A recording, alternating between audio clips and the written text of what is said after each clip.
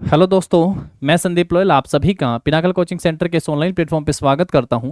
I hope आप सब बहुत अच्छे होंगे और अपने एग्जाम की बढ़िया तैयारी भी कर रहे होंगे। तो एक बार फिर से आप सभी के बीच और पिनाकल पब्लिकेशन के एसएससी जीएस थ्योरी बुक के वीडियो सॉल्यूशन के साथ तो चलेगा, अपनी क्लास को शुरू कर लेते हैं। और आज का हमारा जो टॉपिक है वो है टेम्पल्स। मंदिरों को हम लोग पढ़ने वाले हैं और यहाँ से हम लोग जानेंगे भारत के अलग अलग मंदिर, उनके आर्किटेक्चर की शैली। जैसे आप सबको ध्यान रखना है हम लोगों का कि जो पढ़ने वाला मेन टॉपिक है, जैसे नॉर्थ इंडिया के हो गए हैं। नॉर्थ इंडिया में हम लोग क्या पढ़ के आते हैं दोस्तों? नॉर्थ इंडिया में नागर शैली हो गई है आर्किटेक्चर की, नागर। फिर साउथ इंडिया में हम लोग पढ़ के आते हैं, साउथ इंडिया की जो शैली हो गई है मंदिर निर्माण की, उसको क्या बोलते हैं? द्राविड़ हो गई है, द्राविड़। फिर हम लोग एक वैश्यर शैली पढ़ के आते हैं, वैश्यर। जो वैश्यर है वो नागर प्लस द्राविड़ पढ़ के आते हैं, नागर प्लस में द्राविड़। और एक हम लोग पढ़ के आते हैं पंचायतन, पंचायतन पहला। ये चीज़ें हम लोग बहुत पहले पढ़ना स्टार्ट कर दिए थे, पंचायतन। ये सभी क्या हैं दोस्तों? टेम्पल आर्किटेक्चर हैं, मंदिर निर्माण की शैलियाँ हैं, टेम्पल आर्किटेक्चर। इन्हीं के बारे में हम लोग यहाँ से पढ़ना स्टार्ट करेंगे। और सबसे पहला इनकी विशेषताओं के बारे में जानेंगे, इनकी डेफिनेशन हम लोग पढ़ेंगे। देन फिर इन सभी के हम सब एग्जाम्पल भी पढ़ेंगे कि नागर शैली का जो मंदिर है वो कौन सा है, द्राविड़ शैली का मंदिर जो है वो कौन सा है, वैश्यर का कौन सा और पंचायतन का कौन सा है। पंचायतन में एक मंदिर, बीच में चार अन्य मुख्य मंदिर, जो है मुख्य मंदिर जो है चार अन्य मंदिरों से घिरा होता है। तो इन सब के बारे में पढ़ना स्टार्ट करते हैं। आप सबको सबसे पहले इस चीज़ को ध्यान रखना है कि हमारा टॉपिक और आर्किटेक्चर की शैली और उनके एग्जाम्पल के साथ स्टार्ट होता है। चलिए क्लास को शुरू करते हैं यहाँ से। और सबसे पहले श्री गणेश होता है, मंदिर से संबंधित अपनी क्लास को शुरू करते हैं। और मंदिरों की वास्तुकला की भारतीय शैली को मोटे तौर पर तीन अलग अलग कैटेगरी श्रेणियों में विभाजित किया जाता है। फर्स्ट वन पढ़ के आते हैं नागर, ये उत्तर भारत की मंदिर निर्माण की शैली है। उसके बाद द्रविड़ पढ़ के आते हैं, या ये दक्षिण भारत के मंदिर निर्माण की शैली है। और एक हम लोग वैश्यर पढ़ के आते हैं। फोर्थ वन आप चाहो तो पंचायतन भी यहाँ पे लिख सकते हो, पंचायतन। ये भी हम लोग यहाँ से पढ़ेंगे और इसके एग्जाम्पलों को भी जानेंगे। पंचायतन फोर्थ वन, पंचायतन। ठीक है दोस्तों। Indian style of architecture of temple is broadly classified into three category. First one Nagar or North India style, second one Dravidian और South Indian style, third one Vesara and fourth, इसको थोड़ा अलग से भी हम लोग पढ़ेंगे, ठीक है, पंचायतन मंदिर शैली। यानी अब आप सबको कम से कम इतना जरूर पता चले कि नागर क्या है, द्राविड़ क्या है, वैश्यर क्या है और पंचायतन क्या है। तो आप सबका आंसर हो कि ये मंदिर निर्माण की अलग अलग शैलियाँ हो गई हैं। मंदिर निर्माण की शैली में हम लोग इनको पढ़ के आते हैं। बहुत बार एग्जाम्पल में आप सबको पूछा जाएगा कि निम्नलिखित में से कौन सा जो टेम्पल आर्किटेक्चर स्टाइल नहीं है, तो आप सबको वहीं से क्वेश्चन को छांटना स्टार्ट करना है। आगे बढ़ते हैं, नेक्स्ट पे आते हैं। इसके बाद देखिए, सबसे पहले मंदिरों में जो है कक्ष, हाँ ये भी बहुत इंपॉर्टेंट है। और मुझे अच्छे से याद है कि पेपर में गर्भगृह पे पेपर में क्वेश्चन पूछा गया था, गर्भगृह पे पेपर में क्वेश्चन पूछा गया था। दक्षिण भारत के जो मंदिरों का प्रवेश द्वार है उस पर भी क्वेश्चन पूछा गया, गोपुरम पे भी क्वेश्चन पूछा गया था। अलग अलग तरह से क्वेश्चन जो है वहाँ की टर्मिनोलॉजी, जो टेम्पल आर्किटेक्चर स्टाइल है उसके टर्मिनोलॉजी पे भी पेपर में क्वेश्चन आए हैं। तो एक बार सबसे पहला तो हम लोग ये पढ़ लेते हैं कि किसी भी मंदिर में जो है कक्ष कितने होते हैं। मंदिर में कक्ष पढ़ोगे तो कितने कक्ष हैं दोस्तों? चार। फर्स्ट वन पढ़ के आते हैं गर्भगृह, इस पे पेपर में क्वेश्चन आया हुआ है कि यहाँ पे जो आगे हम लोग डेफिनेशनें भी दी गई हैं। खैर यहाँ पे गर्भगृह के बारे में बता देता हूँ क्योंकि इस पे पेपर में क्वेश्चन आया। और क्या पूछा कि जहाँ पे देवी देवताओं की मूर्तियां होती हैं, जहाँ पे पेपर में पूछा ये था कि राजा महाराजा पुजारियों के साथ जो है पूजा करते हैं तो कहाँ पे? तो वो गर्भगृह में, जहाँ पे मूर्तियां होती हैं तो गर्भगृह जहाँ पे भगवान होते हैं। तो गर्भगृह हो गया है हमारा फर्स्ट वन। उसके बाद जगमोहन पढ़ेंगे, देन नाट्य मंदिर है और एक भोग मंदिर है। तो ये जो है मंदिरों के चार अलग अलग चैम्बर हम लोग पढ़ के आते हैं, गर्भगृह, जगमोहन, नाट्य मंदिर और भोग मंदिर। परिसर जो है वो दो इमारतों से बना होता है। एक होता है मुख्य मंदिर जो लंबा, और उससे सटा एक छोटा मंडप कहलाता है। तो हम लोगों ने अपनी नागर शैली के बारे में ये बातें यहाँ से जान ली हैं। ध्यान रखिएगा, इंग्लिश में पढ़ना स्टार्ट कीजिएगा। नागर style of architecture, first one temple है 4 चैम्बर। तो नागर स्टाइल में जो है मंदिर में कितने जो है चैम्बर होते हैं, तो आंसर क्या करेंगे, 4 चैम्बर होते हैं। गर्भगृह, जगमोहन, नाट्य मंदिर और भोग मंदिर, ध्यान रखेंगे नागर में। द कॉम्प्लेक्स, पूरा का पूरा जो मंदिर का कॉम्प्लेक्स है, इज मेड ऑफ 2 बिल्डिंग्स, कितने बिल्डिंग्स का बना है, 2। The main shrines which is taller and A shorter मंडप एडजस्टेंट टू इट, एडजस्ट मतलब जो उसके साथ लगा हुआ एक मंडप हो गया है। परिसर 2 इमारतों से बना, एक मुख्य मंदिर जो लंबा है और उसे सटा एक छोटा मंडप भी हो गया है। नेक्स्ट देखो इसके बाद, अब यहां से हम सबसे डेफिनेशन पूछेगा, मैं आप सबको यहां से दिखा भी देता हूं, एक सेकंड के रुकिएगा यहां से। यानी ये नगर स्टाइल का जो है टेम्पल हो गया हमारा, जो आप सब इमेज में देख पा रहे हैं यहां से। और इसके साथ जो है मैं आपको जो डेफिनेशन यहां से बताने की कोशिश करूंगा, उन सबको हम लोग यहां से पढ़ेंगे, ठीक है, कि कौन सा जो है पार्ट क्या कहलाता है, वो इमेज के साथ हम लोग यहां से जानेंगे, ठीक है। सबसे पहले देखिएगा गर्भगृह, ये एक गुफा जैसा कक्ष है जिसमें मंदिर की प्रमुख मूर्ति रखी जाती है। गर्भगृह में क्या रखा जाता है, मूर्तियां। जो पूजा होती है वो यहीं पे गर्भगृह में पूजा होती है। केवल एक ही प्रवेश द्वार वाला एक छोटा कक्ष हुआ करता था, ये बाद के युगों में एक बड़े कक्ष के रूप में विकसित भी हो गए। आजकल मंदिर के जो जहाँ मूर्तियां रखी जाती है, बड़े कक्ष भी हो गए, बड़े कमरे के रूप में परिवर्तित हो गए हैं। यानी गर्भगृह एक मुख्य कक्ष है किसी भी मंदिर का जहां पे मूर्तियां रखी जाती हैं। सेकंड, शिखर जो है वो गर्भगृह यानी जो पवित्र स्थान है, मंदिर है जहाँ पे गर्भगृह, उसके ऊपर ऐसे इस तरीके से जो आपने देखा होगा एक ट्राइपॉड की तरह, एक ट्रायंगल की तरह ऊपर जाके बनता है, तो वो क्या कहलाता है, वो शिखर है। गर्भगृह पवित्र स्थान का एक वर्गाकार शिखर से सजाया गया क्या कहलाता है, शिखर। मुख्य मंदिर के लिए घंटे के आकार की संरचना बनाई जाती है। मुख्य मंदिर के लिए घंटे के आकार की संरचना। Garbhagriha, it is a cave like chamber that holds the temple major icon. It is use to be a small cubicle with only 1 entrance, केवल एक एंट्रेंस होता है। It evolved into a larger chamber in later age, बाद में जाके जो है chamber बड़ा हो गया। शिखर क्या होता है, शिखरा, द गर्भगृह inner sanctum is crowned with A curvilinear shaped Shikhar and a bell shaped structure has been erected to the main shrine। लिख दिया है यहाँ पे, मुख्य मंदिर के लिए घंटे के आकार की संरचना जो है वो बनाई जाती है। इमेज में मैं आप सबको बताऊंगा कि गर्भगृह तो आप सब समझ ही गए कि एक गर्भगृह, और शिखर भी आप समझ गए कि किसी भी मंदिर को देखेंगे तो बिल्कुल एक शिखर जाता आप सबको दिखाई देता है, और जो गर्भगृह के ठीक ऊपर होता है तो उसको क्या बोल देते हैं, उसको शिखर बोला जाता है। आगे बढ़ो जरा, नेक्स्ट को पढ़ो, मंडप। हिंदू मंदिर में मंडप मंदिर की ओर जाने वाला गोपुरम। गोपुरम देखिएगा मेरे दोस्तों, हम सबसे पूछा कि गोपुरम क्या है, एक का गोपुरम पूछते हैं हम लोगों से, सजा हुआ प्रवेश द्वार यानी मंडप या आगे की तरफ जाने वाला एक रास्ता होता है। असल में खासकर में जो पेपर में डेफिनेशन पूछी ना, क्या पूछता है, दक्षिण भारत के मंदिरों के प्रवेश द्वार को क्या कह दिया गया, तो गोपुरम के नाम से उसको जाना गया। हालांकि नागर शैली में भी हम लोग यानी प्रवेश द्वार तो हर एक मंदिर में होता है, पढ़ के आते हैं ना, प्रवेश तोरण नहीं होता है, सजा हुआ प्रवेश द्वार। शादी समारोह में आपने तोरण का नाम सुना होगा, तो तोरण वो सजा हुआ प्रवेश द्वार होता है। तो सेम ऐसे ही यानी हिंदू मंदिर में मंडप की ओर जाने वाले अलंकृत सजा हुआ प्रवेश द्वार के माध्यम से एक बरामदे जैसी संरचना होती है। आप सबने जरूर इसको देखा होगा, यानी मेन जब हम लोग आगे बढ़ते हैं तो एक बरामदे जैसी संरचना जो उसको क्या कहते हैं, गोपुरम, ये सजा हुआ प्रवेश द्वार की तरह होता है। ऐसा ही शादी समारोह में होता है कि एक बिल्कुल रेड कारपेट बिछा होता है और आगे की तरफ बढ़ते चलते हैं तो क्या होता है, गोपुरम मेन जो गेट होता है वहां से। अब यहाँ पे जो है इसको आगे बढ़े, अर्ध मंडप हुआ, मंडप, महामंडप, मंडप मुख्य होल के 3 रूप हो गए हैं। ये 3 रूप हम लोग यहाँ पे इसके पढ़ के आते हैं टाइप में। अब एक बार इंग्लिश में यहाँ से देखिएगा क्या लिखा है, फिर हम लोग इसको पॉइंट को आगे बढ़ाएंगे।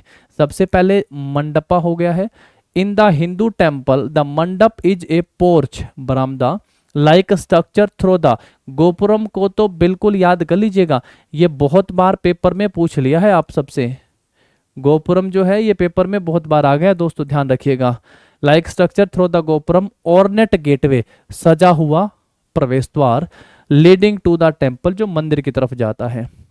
अर्ध मंडप, मन mandapa and mahamandapa are the 3 form of mandapa main hall. जो मेन होल हो गया मंडप का, उसको 3 भागों में बांटा है, अर्धमंडप हो गया है, मंडप हो गया है और महामंडप हो गया है। ये मंडप के 3 भाग के रूप में, 3 पार्ट के रूप में हम लोग इनको पढ़ के आते हैं। अब आगे बढ़िए, नेक्स्ट पे आते हैं। अमलक, कलश और अंतराला। अब ये क्या चीज है? अमलक, मंदिर के शीर्ष पर एक पत्थर की डिस्क जैसी संरचना होती है। मंदिर के शीर्ष पर, मैं दिखाता आपको, एक इमेज भी हम लोगों ने यहाँ पे इसमें ऐड की है, एक डिस्क जैसी संरचना। ये देखो, ये जो मैंने कहा था ना, इसमें गर्भगृह के ऊपर होता है, शिखर हो गया, और यहाँ पे आप सब एक गोल स्ट्रक्चर डिस्क जैसी संरचना जो है वो देख पा रहे हैं। तो उस डिस्क जैसी संरचना को क्या नाम दे दिया गया है? यहाँ पे उसको कह दिया गया है अमलक। मंदिर के शीर्ष पर एक पत्थर की डिस्क जैसी संरचना अमलक। कलश जो है ये शिखर के साथ साथ पूरे मंदिर का सर्वोच्च शिखर है, ये अमलका का मुकुट हो गया है, यानी अमलका के ऊपर, अमलका का जो है ये मुकुट हो गया है कलश। और अंतराला, गर्भगृह और मंडप के बीच जो है अंतराला नामक एक प्रकोष्ठ है। गर्भगृह जहाँ पे मूर्तियां हैं और उसके साथ जो है मंडप साथ लगा होता है, दोनों के बीच का जो है अंतराला, मतलब जो अंतराल है उसको ही बोल दिया है अंतराला। इंग्लिश में देखिएगा, ये टर्मिनोलॉजी है, यहाँ से बहुत जबरदस्त पेपर में क्वेश्चन पूछा जाता है। ठीक है, आर्किटेक्चर स्टाइल से, मैंने आप सबसे कहा आर्ट एंड कल्चर से पेपर में 100% क्वेश्चन आता है। यकीन ना हो तो 6500 बुक में से आप सब देखिएगा, वहां पे चैप्टर वाइज एमसीक्यू भी दिए गए, नहीं तो आप गूगल करके भी देखिए, एसएससी क्वेश्चन लिख दीजिएगा, आप सबको पता चलेगा किस एग्जाम में पूछा है। Amalaka, at the top of the temple is a stone disc like structure is called amalka. Then kalasha, it is the highest pinnacle of the shikhara as well as the entire temple and crown of amalka. तो अमलका के भी ऊपर होता है और ये सबसे ऊंची चोटी होती है कलशा, शिखर बोलते हैं ना, highest Pinnacle of the shikhara. और उसके बाद है अंतराला, बिटवीन द गर्भगृह एंड द मंडप। ये किसके बीच में होता है? गर्भगृह और मंडप के बीच में होता है। There is a vestibule called antara, तो दोनों के बीच का जो गैप होता है उसको क्या बोल दिया गया? अंतराला बोल दिया गया है। ध्यान रखेंगे, हमने अभी तक अगर टर्मिनोलॉजी के हिसाब से देखा जाए तो हमने सबसे पहले पढ़ा था गर्भगृह। आप सबको पता है कि गर्भगृह जहाँ पे मूर्तियों को रखा जाता है। कितने भाग में इसको हम लोग पढ़ के आते हैं आगे, जब हम लोगों को मंदिर में यानी गर्भगृह तक जाने वाला जो प्रवेश द्वार होता है उसको क्या कह देते हैं? उसको गोपुरम कह देते हैं। कहता है कि जो मंदिर होता था गर्भगृह, वो पहले तो एक छोटे कमरे का होता था, बाद में जो वो कमरा एक बड़े में तब्दील हो गया। शिखर, ठीक गर्भगृह के ऊपर वाला जो होता है उसको क्या बोलते हैं? शिखर। क्या बोलते हैं दोस्तों? शिखर। शिखर के ऊपर क्या होता है? अमलक। अमलक के ऊपर अगर आप सबसे पूछेगा तो क्या हो गया? कलश हो गया। अमलक के ऊपर क्या हो गया? कलश। कलश is the highest Pinnacle of A temple. किसी भी मंदिर के सबसे ऊपर वाला जो पॉइंट हो गया उसको क्या कह दिया गया? कलश कह दिया गया है। अब मंडप हो गया हमारा, मंडप मंदिर की ओर जाने वाला, मंडप जो है मंदिर की ओर जाने वाला, जो लिख दिया ना गोपुरम, जिसमें कह दिया कि माध्यम के एक बरामदे जैसी जो संरचना उसको क्या कह दिया? मंडप। सबसे पहले देखो हम लोगों ने क्या पढ़ा? गर्भगृह हम लोगों ने पढ़ा, जहाँ पे मूर्तियों को रखा जाता है वो क्या हो गया? गर्भगृह हो गया है। उसके बाद हम लोगों ने पढ़ा यहाँ से मंडप क्या हो गया है? गर्भगृह तक जाने वाले एक बरामदे जैसी संरचना को क्या कह दिया है? मंडप। गर्भगृह के ऊपर क्या हो गया दोस्तों? ऊपर हो गया है आपका शिखर, जिसको बोलते हैं। शिखर के ऊपर एक पत्थर जैसी गोल संरचना लगी होती है, डिस्क संरचना लगी होती है, उसको क्या बोल दिया? अमलक बोल दिया। अमलक के ऊपर भी जो यानी अमलक का जो क्राउन हो गया है, आपका मुकुट हो गया, और सबसे हाईएस्ट जो पॉइंट हो गया किसी भी मंदिर का वो क्या कहलाएगा? आपका कलश कहलाएगा। और अंतराला क्या हो गया? गर्भगृह। और जो ये मंडप है, मंडप था क्या? गर्भगृह तक जाने के लिए एक बरामदे जैसी जो संरचना हो गई उसको क्या बोल दिया? मंडप। दोनों के बीच में जो है जो गैप को क्या बोल दिया? अंतराला के नाम से जाना गया। क्या बोल दिया दोस्तों? अंतराला। समझ में आई बात? आगे बढ़े फिर इसके बाद नेक्स्ट पे आ जाओ। नेक्स्ट देखो, जगती। ये एक उठा हुआ मंच जहां भगत बैठकर पूजा करते हैं उसको क्या कहते हैं? उसको जगती के नाम से जाना जाता है। जहां पे भगत क्या करते हैं दोस्तों? पूजा करते हैं, उसको जगती कहा जाता है। उसके बाद जो है ये उत्तर भारतीय मंदिरों में लोकप्रिय है जगती, जहां पे भजन भजन कीर्तन किया जाता है। जगती यानी जगती का मतलब कैसे पढ़ें? जगराता टाइप पढ़ लेते हैं। जगराता क्या होता है? जहां पे बैठकर पूजा पाठ की जाती है, वो क्या कहलाता है? जगती कहलाता है। क्लियर हो गया सर? बिल्कुल क्लियर हो गया। आगे बढ़ो। देखो, वाहन। ये एक मानक स्तंभ या ध्वज के साथ मंदिर के मुख्य देवता का पर्वत या वाहन है जो गर्भगृह के सामने अक्षय रूप से रखा जाता है। वाहन हो गया है। तो वाहन एक स्तंभ टाइप या ध्वज के साथ मंदिर के जो मुख्य देवता हैं, जैसे भगवान शिव का है, भगवान श्री कृष्ण का है, तो जिसका मंदिर है तो मंदिर के मानक स्तंभ या ध्वज के साथ मंदिर के मुख्य देवता का पर्वत या वाहन हो गया है, जिसके ऊपर जो है वो रखे जाते हैं आपके मूर्ति कह सकते हैं, जो गर्भगृह के सामने अक्षय रूप से रखा जाता है। इंग्लिश में देखेंगे jagati, a raised platform where devotees can sit and worship which is popular in north Indian temple. Jagati and vahana, it is the mount or vehicle of the temple's main deity along with a standard pillar और ध्वज which is placed actually before the sanctum। तो जो पहले रखा जाता है और अक्षय रूप से जो है गर्भगृह के सामने रखा जाता है। चलिए यहाँ से आगे बढ़ते हैं, फिर इसके बाद नेक्स्ट पे आते हैं। यहाँ पे आप लोग जो है पूरा देख सकते हैं स्ट्रक्चर। ये वो प्लेस हो गया जगती जहाँ पे पूजा पाठ की जाती है। ऊंचा उठा हुआ भाग है जमीन से जहाँ पे क्या करते हैं, पूजा पाठ करते हैं। ठीक है, ये इमेज से भी आप देख सकते हैं। एक और इमेज आप सबको दिखाऊंगा जिसमें पूरा ये चीजें लिखी गई हैं पहले से ही। नागर मंदिर शैली की वास्तुकला को शिखर के आधार पर वर्गीकृत भी आगे किया जाएगा। शिखर के आधार पर जो ऊपर वाला पार्ट हम लोग पढ़ के आए थे उसके हिसाब से भी इनके बारे में भी जान लेते हैं। लेकिन उससे पहले मैं आप सबको जो इमेज, जैसे मैं बात कर रहा था, जो हम लोग यहाँ पे पढ़ रहे थे इमेज के बारे में, जो अलग अलग जो टर्मिनोलॉजी हो गई है मंदिर की, उनके बारे में जान लेते हैं। यहाँ से आप सब देखिएगा दोस्तों, इमेज में आप सबको जो है नागर शैली में जो अलग अलग हम पढ़ के आए थे वहाँ पे सबसे पहला मैंने आप सबसे कहा था ये हो गया है आपका गर्भगृह। गर्भगृह, इस गर्भगृह में जो जहाँ दिखाया गया है यहाँ पे मूर्तियां रखी जाती हैं और जो पुजारी होते हैं वो पूजा पाठ करते हैं। तो ये गर्भगृह हो गया जो रेड में यहाँ पे इंडिकेट आप सबके लिए किया गया है। उसके बाद देखिएगा यहाँ पे ये जो गर्भगृह के ठीक ऊपर जो आप ये स्ट्रक्चर देख पा रहे हैं, ये क्या हो गया दोस्तों, ये हो गया है शिखर। इसका क्या नाम है, शिखर। शिखर के ठीक ऊपर जो ये आप सब डिस्क वाली स्ट्रक्चर देख पा रहे हो, डिस्क वाली स्ट्रक्चर, इसका नाम क्या हो गया, अमलका। क्या नाम हो गया दोस्तों, अमलका। इसी के ठीक ऊपर और इसी के क्राउन के रूप में और highest peak of the temple is called kalasha. उसको क्या बोल दिया, क्लस। ऊपर आप सब देख पा रहे हैं ये क्लश हो गया है। हाईएस्ट पीक इसको बोला गया है, हाईएस्ट पीक में। एक बार इमेज पर नजर डालो और फिर देखो क्लियर हो जाएगा आप सबको। तो अब ये देखोगे तो तीनों पॉइंट आप सबके यहाँ पे क्लियर हो गए हैं। अब ये वाला तो हो गया आपका गर्भगृह। यहाँ पे ये इतना जो आप सब यहाँ पे देखेंगे ना दोस्तों, ये गर्भगृह हो गया जहाँ पे मंदिर हो गया है। उसके बाद हम लोग पढ़ के आते हैं मंडप। पढ़ के आते हो कि नहीं आते हो मंडप? बिल्कुल सर, मंडप पढ़ के आते हैं। और मंडप जो है एक बरामदे का स्ट्रक्चर हो गया जो गर्भगृह तक जाता है और उन दोनों के बीच में जो अंतराल हो गया है उसको क्या बोला जाता है, अंतराला हो गया है। इसको क्या कहते हैं हम लोग यहाँ पे, ये अंतराला हो गया। ध्यान से समझना, सुनना, इमेज से चीजें क्लियर हो जाएंगी। उसके बाद देखो ये वो प्लेटफॉर्म हो गया है जो जमीन से ऊपर उठा हुआ है, जहां पे क्या किया जाता है, जगती मतलब जगराता किया जाता है। आप ऐसा समझ लीजिएगा, जगराता करने का मतलब हो गया भजन कीर्तन किए जाते हैं। जगराते में ऐसा ही होता है। तो उसका नाम क्या हो गया, उस प्लेटफॉर्म को जगती प्लेटफॉर्म कहते हैं। उस प्लेटफॉर्म को क्या कहते हैं, जगती प्लेटफॉर्म उसका नाम आ गया है यहाँ पे, जगती प्लेटफॉर्म। ध्यान रखोगे। और फिर मंडप हो गया है आपका, ये हॉल हो गया है मंडप। मंडप में हम लोग तीन ये पढ़ के आते हैं, महामंडप हो गया है आपका। ठीक है, बाकी सब चीजें आप सबको यहाँ से क्लियर हो गई होंगी। मेन जो पॉइंट था जो आप सबको ध्यान रखना था, गर्भगृह क्या हो गया, जहाँ पे मूर्तियां रखी जाती हैं, जहाँ पे पुजारी और जो भी बड़े लोग जो पहले क्वेश्चन जो पूछा गया तो सीक्वेंस में बात करूं तो आप पूछा था राजा महाराजा जो है अपने परिवार के साथ पूजा कहाँ करते हैं, तो गर्भगृह में करते हैं।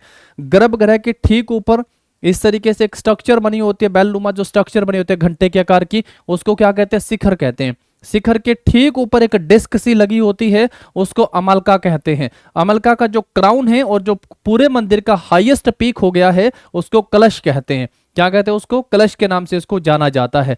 अब जो मंडप है वो क्या होता है, एक बरामदे की स्ट्रक्चर होती है जो गर्भगृह तक जाता है। गोपुरम जो है वो सजा हुआ प्रवेश द्वार होता है। तो उस जो मंडप है और जो गर्भगृह बीच वाला जो अंतराला हो गया उसी को क्या नाम दे दिया गया, अंतराला नाम उसको दे दिया गया। जगती जहां पे क्या किया जाता है, जगराता किया जाता है। समझा कैसे हम लोगों ने इसको समझने की कोशिश करी कि यहाँ पे भजन कीर्तन होते हैं। वो प्लेटफॉर्म जो जमीन से ऊंचा उठा हुआ है उसको क्या कह दिया, उसको जगती का नाम दे दिया गया है। ठीक है दोस्तों, अब हम सब अपने वापस पॉइंट पे आते हैं और वहां से जो अलग नागर शैली से टाइप्स हैं इनको पढ़ना स्टार्ट करते हैं। देखिए ध्यान से सुनिए, समझिएगा। यहां तक नागर शैली इतना कुछ हम लोग इतना अच्छे से यहां से पढ़ जाएंगे कि यहां से ये पॉइंट आप सबके स्किप नहीं होंगे। फिर मंदिर की बात है वो हम बहुत आसानी से याद भी कर लेंगे कि कौन सा मंदिर कहाँ का हो गया है। ठीक है ना, चलो देखो, नागर मंदिर शैली की वास्तुकला को शिखर के आधार पर वर्गीकृत किया जा सकता है। पहले देखोगे तो रेखा प्रसाद या लेटिना हो गया है, उसके बाद वल्लभी हो गया है और एक फामसाना हो गया है। रेखा प्रसाद या लेटिना हो गया है फर्स्ट वन, वल्लभी सेकंड और फामसाना थर्ड वन। इंग्लिश में देखिएगा, Nagara temple style architecture can be classified based on the shikhara. First one देखोगे रेखा प्रसाद और लेटिना, सेकंड वल्लभी, और थर्ड वन देखोगे तो फमसाना। ये जो है हमारे तीन किसके हिसाब से बताए हैं, ये आपके नागर मंदिर शैली के शिखर के हिसाब से। शिखर ध्यान रखोगे। चलो आगे बढ़ो और फिर इनके बारे में हम लोग यहां से पढ़ लेते हैं। सबसे पहला रेखा प्रसाद या लेटिना, नागर शैली में रेखा प्रसाद या लेटिना। फर्स्ट वन तो यही टास्क है ना, कंप्लीट नागर शैली को पढ़ लें, आर्किटेक्चर के स्टाइल को, सभी टर्मिनोलॉजी को पढ़ लें, देन उसके स्टाइल में बने मंदिरों को पढ़ लेते हैं। देखिए रेखा प्रसाद या लेटिना, इनकी नींव चौकोर है और दीवारें ऊपर की ओर एक बिंदु की ओर झुकी हुई हैं। गर्भगृह ज्यादातर लेटिना किस्मों में ही पाया जाता है।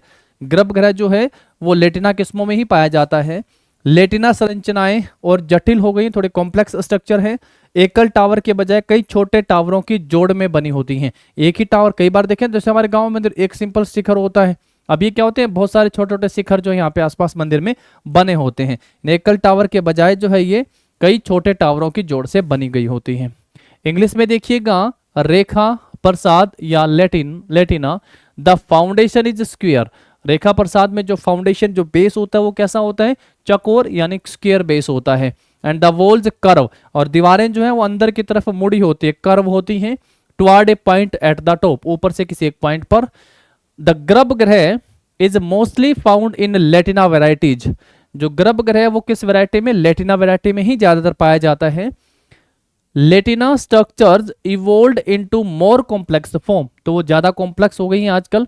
Single tower design transformed into multiple smaller town, एक ही टावर की बजाय बहुत छोटे छोटे आप सबको टावर जो है वो दिखाई देंगे। तो ये था रेखा प्रसाद या लेटिना। क्या खास बात हमने इसकी पढ़ी, पहला तो हमने इस पे ये जानने की कोशिश कर ली कि इसके फाउंडेशन कैसी होती है, स्क्वायर फाउंडेशन होती है। दूसरा जो वॉल होती है वो एक पॉइंट के ऊपर कर्व होती है, आगे की तरफ झुकी होती है। तीसरा, और जो गर्भगृह है वो ज्यादातर लेटिना स्ट्रक्चर में ही पाया जाता है। आगे बढ़ेंगे, और एक सिंगल टावर ना होने के बजाय मल्टीपल टावर में विभाजित होते हैं। नेक्स्ट देखिएगा, यहां से हम लोग रेखा प्रसाद को देख पा रहे हो आप सब इमेज के जरिए, रेखा प्रसाद और लेटिना। ये रेखा प्रसाद और लेटिना के एक सिंगल स्ट्रक्चर जो टावर के रूप में आप सबको यहाँ पे दिखाया गया है। आगे बढ़ते हैं, फिर इसके बाद रेखा प्रसाद या लेटिना को और आगे क्लासिफाई करते हैं और पढ़ते हैं। टावरों को एकत्रित और मजबूत ढंग से बनाया गया, जो उभरे हुए पहाड़ों की तरह दिखते हैं, जैसा पीछे हमने इमेज में देखा। सबसे बड़ा टावर केंद्र में और गर्भगृह के ऊपर ही होता है। सबसे बड़े वाला जो टावर है वो किसके ऊपर होता है, गर्भगृह, जिसमें मूर्तियां रखी जाती हैं उसके ठीक ऊपर, और उसी पे ही सबसे ऊंची चोटी जो होती है उसको क्या नाम देते हैं, कलश का नाम देते हैं। आगे, उड़ीसा का श्री जगन्नाथ मंदिर और मरखेरा मध्य प्रदेश का, मध्य प्रदेश के सूर्य मंदिर का निर्माण जो है रेखा प्रसाद शिकारा शैली में किया गया है। तो ये कुछ मंदिर के एग्जाम्पल के साथ आपको बताया जिसमें किया गया है। इन दोनों एग्जाम्पल को आप सबको ध्यान रख लेना है। मडखेड़ा टीकमगढ़ में है, मध्य प्रदेश का ये एक मंदिर, और दूसरा जो है आपका जगन्नाथ मंदिर उड़ीसा का। दोनों ही जो मंदिर हैं वो रेखा प्रसाद या लेटिना, या तो नागर शैली तो बहुत जबरदस्त एग्जाम्पल है ही, उसके अलावा अगर आगे शिखर के हिसाब से जो बांटा गया उसमें रेखा प्रसाद या लेटिना का नाम ध्यान रखोगे। यहां से इंग्लिश में पढ़ेंगे, towers were closely packed together resembling rising mountains, the largest tower remained in the centre and above the गर्भगृह। तो जो लार्जेस्ट, सबसे बड़ा जो टावर होता है सामान्य बिल्कुल सेंटर में या फिर गर्भगृह के ठीक ऊपर वाला ही होता है। श्री जगन्नाथ टेम्पल कहाँ का, उड़ीसा का। And sun temple at Madkheda Tikamgarh Madhya Pradesh have been constructed in the Rekha Prasad shikhara style. तो ये दोनों ही ध्यान रखना है। पहला वाला है आपका जगन्नाथ टेम्पल हो गया है उड़ीसा का, और मडखेड़ा मंदिर हो गया है आपका मध्य प्रदेश का। दोनों ही जो है किस प्रकार के शैली के एग्जाम्पल आते हैं, तो ये आपके रेखा प्रसाद या लेटिना शैली के एग्जाम्पल आते हैं। आगे बढ़ेंगे, इसके बाद नेक्स्ट देख सकते हो, ये पुरी का जगन्नाथ मंदिर जो है वो आप सब यहाँ से देख सकते हैं। पुरी जगन्नाथ मंदिर उड़ीसा का हो गया, और ये आपका जो है मडखेड़ा का सन टेम्पल हो गया है। ध्यान रखिएगा, मोडेरा का सन टेम्पल नहीं बता रहे हैं यहाँ पे कि मोडेरा का सूर्य मंदिर हो गया, ठीक है, ये मडखेड़ा का सन टेम्पल हो गया है। नेक्स्ट पे आ जाओ। फिर इसके बाद नेक्स्ट देखिएगा, वल्लभी स्टाइल हम लोग पढ़ के आते हैं शिखर के हिसाब से नागर शैली में। इस शैली के मंदिर आकार में आयताकार होते हैं। अच्छा, जो हम लोग लेटिना वाले पढ़ के आए थे, रेखा प्रसाद लेटिना पढ़ के थे, उसमें तो जो बेस फाउंडेशन बताया था हमें, कैसा बताया था, चकोर और स्क्वायर टाइप हमें बताया था। इस शैली के जो मंदिर हो गए वो आकार में कैसे हो गए, आयताकार, और इनकी छत जो है बैरल वॉल्टेड होती है। इंग्लिश में देखोगे, temples of this styles are rectangular in shape and have barrel vaulted roof. यहां से पढ़ेंगे, वैगन वोल्ट वाली इमारतें संरचनाओं का नाम वोल्टेड चैम्बर सीलिंग से मिलता जुलता हो गया है। Wagon vaulted buildings structures get their name from the vaulted chambers ceilings. उसके बाद तेली का मंदिर 9वीं शताब्दी का एक ग्वालियर मंदिर इसी शैली में बनाया गया है। तेली का मंदिर ग्वालियर मध्य प्रदेश में हो गया है। From the 9th century was built in this manner, तो इसी शैली में बनाया गया। लेटिना वाले पीछे आप लोग पढ़ के आए, उनको भी आप सबको है जरूर ध्यान रख लेना है, लेटिना वाले, ठीक है मेरे दोस्तों। ये सब जो है एक साथ जब इकट्ठे हो जाएंगे तो नागर शैली के जो आपके मंदिरों के जो एग्जाम्पल हैं वो डाटा आप सबका यहाँ से कंप्लीट हो जाएगा, ठीक है। लेटिना वाले जैसे कि आपका टीकमगढ़ मध्य प्रदेश वाला हो गया है आपका, इसको जरूर ध्यान रख लीजिएगा। और उड़ीसा का जगन्नाथपुरी का मंदिर हो गया है। पेपर में देखिए पूछेगा आप सबसे कि निम्नलिखित में से कौन सा मंदिर जो है वो नागर शैली से बना हुआ है। आगे बढ़ेंगे, फिर इसके बाद यहाँ से ये ध्यान रखेंगे, वल्लभी वाले के जो है इनके आकार कैसा होता है, आयताकार, और छत जो है बैरल वॉल्टेड होती है। नेक्स्ट पे आ जाओ, इसमें यहाँ से जो आप Vallabhi temples in north India देख सकते हैं, वल्लभी मंदिर हो गया है आपका नॉर्थ इंडिया में। चलो नेक्स्ट आओ, इसके बाद अब आता है आपका फामसाना। ये कई स्लैब वाली छतें जो इमारत के मध्य बिंदु के ऊपर एक बिंदु पर एक पिरामिड बैठक की तरह एक सीधी ढलान पर एक क्रमिक ढलान में ऊपर की ओर चढ़ती है। छोटी लेकिन व्यापक संरचना होती है। कोणार्क का मंदिर जगनमोहन के निर्माण में फामसाना पद्धति का प्रयोग जो है वो किया गया है। The Phamsana method is used to build the Jagamohan of Konark temple. तो कोणार्क का मंदिर इसी शैली का एग्जाम्पल हो गया है। कोणार्क नागर शैली के एग्जाम्पल से आप सबको पूछेगा। Roof with multiple slabs that climb upward in a gradual slope on a straight incline like a pyramid meeting at a single point above the mid point of the building are shorter but broader structures. तो इसी शैली की हो गई है, इनको ध्यान रखेंगे हम। चलिए आगे बढ़ते हैं। फिर इसके बाद हम लोग यहाँ से जो है फमसाना स्टाइल का आप लोग टेम्पल देख सकते हैं, कुछ इसी तरीके से जो है आपके सीढ़ियों से हिसाब से बना होता है। चलिए नेक्स्ट पे आ जाओ। इसमें नेक्स्ट है नागर शैली वास्तुकला में हम लोग एक एग्जाम्पल आप सब देखेंगे, कंदरिया महादेव मंदिर।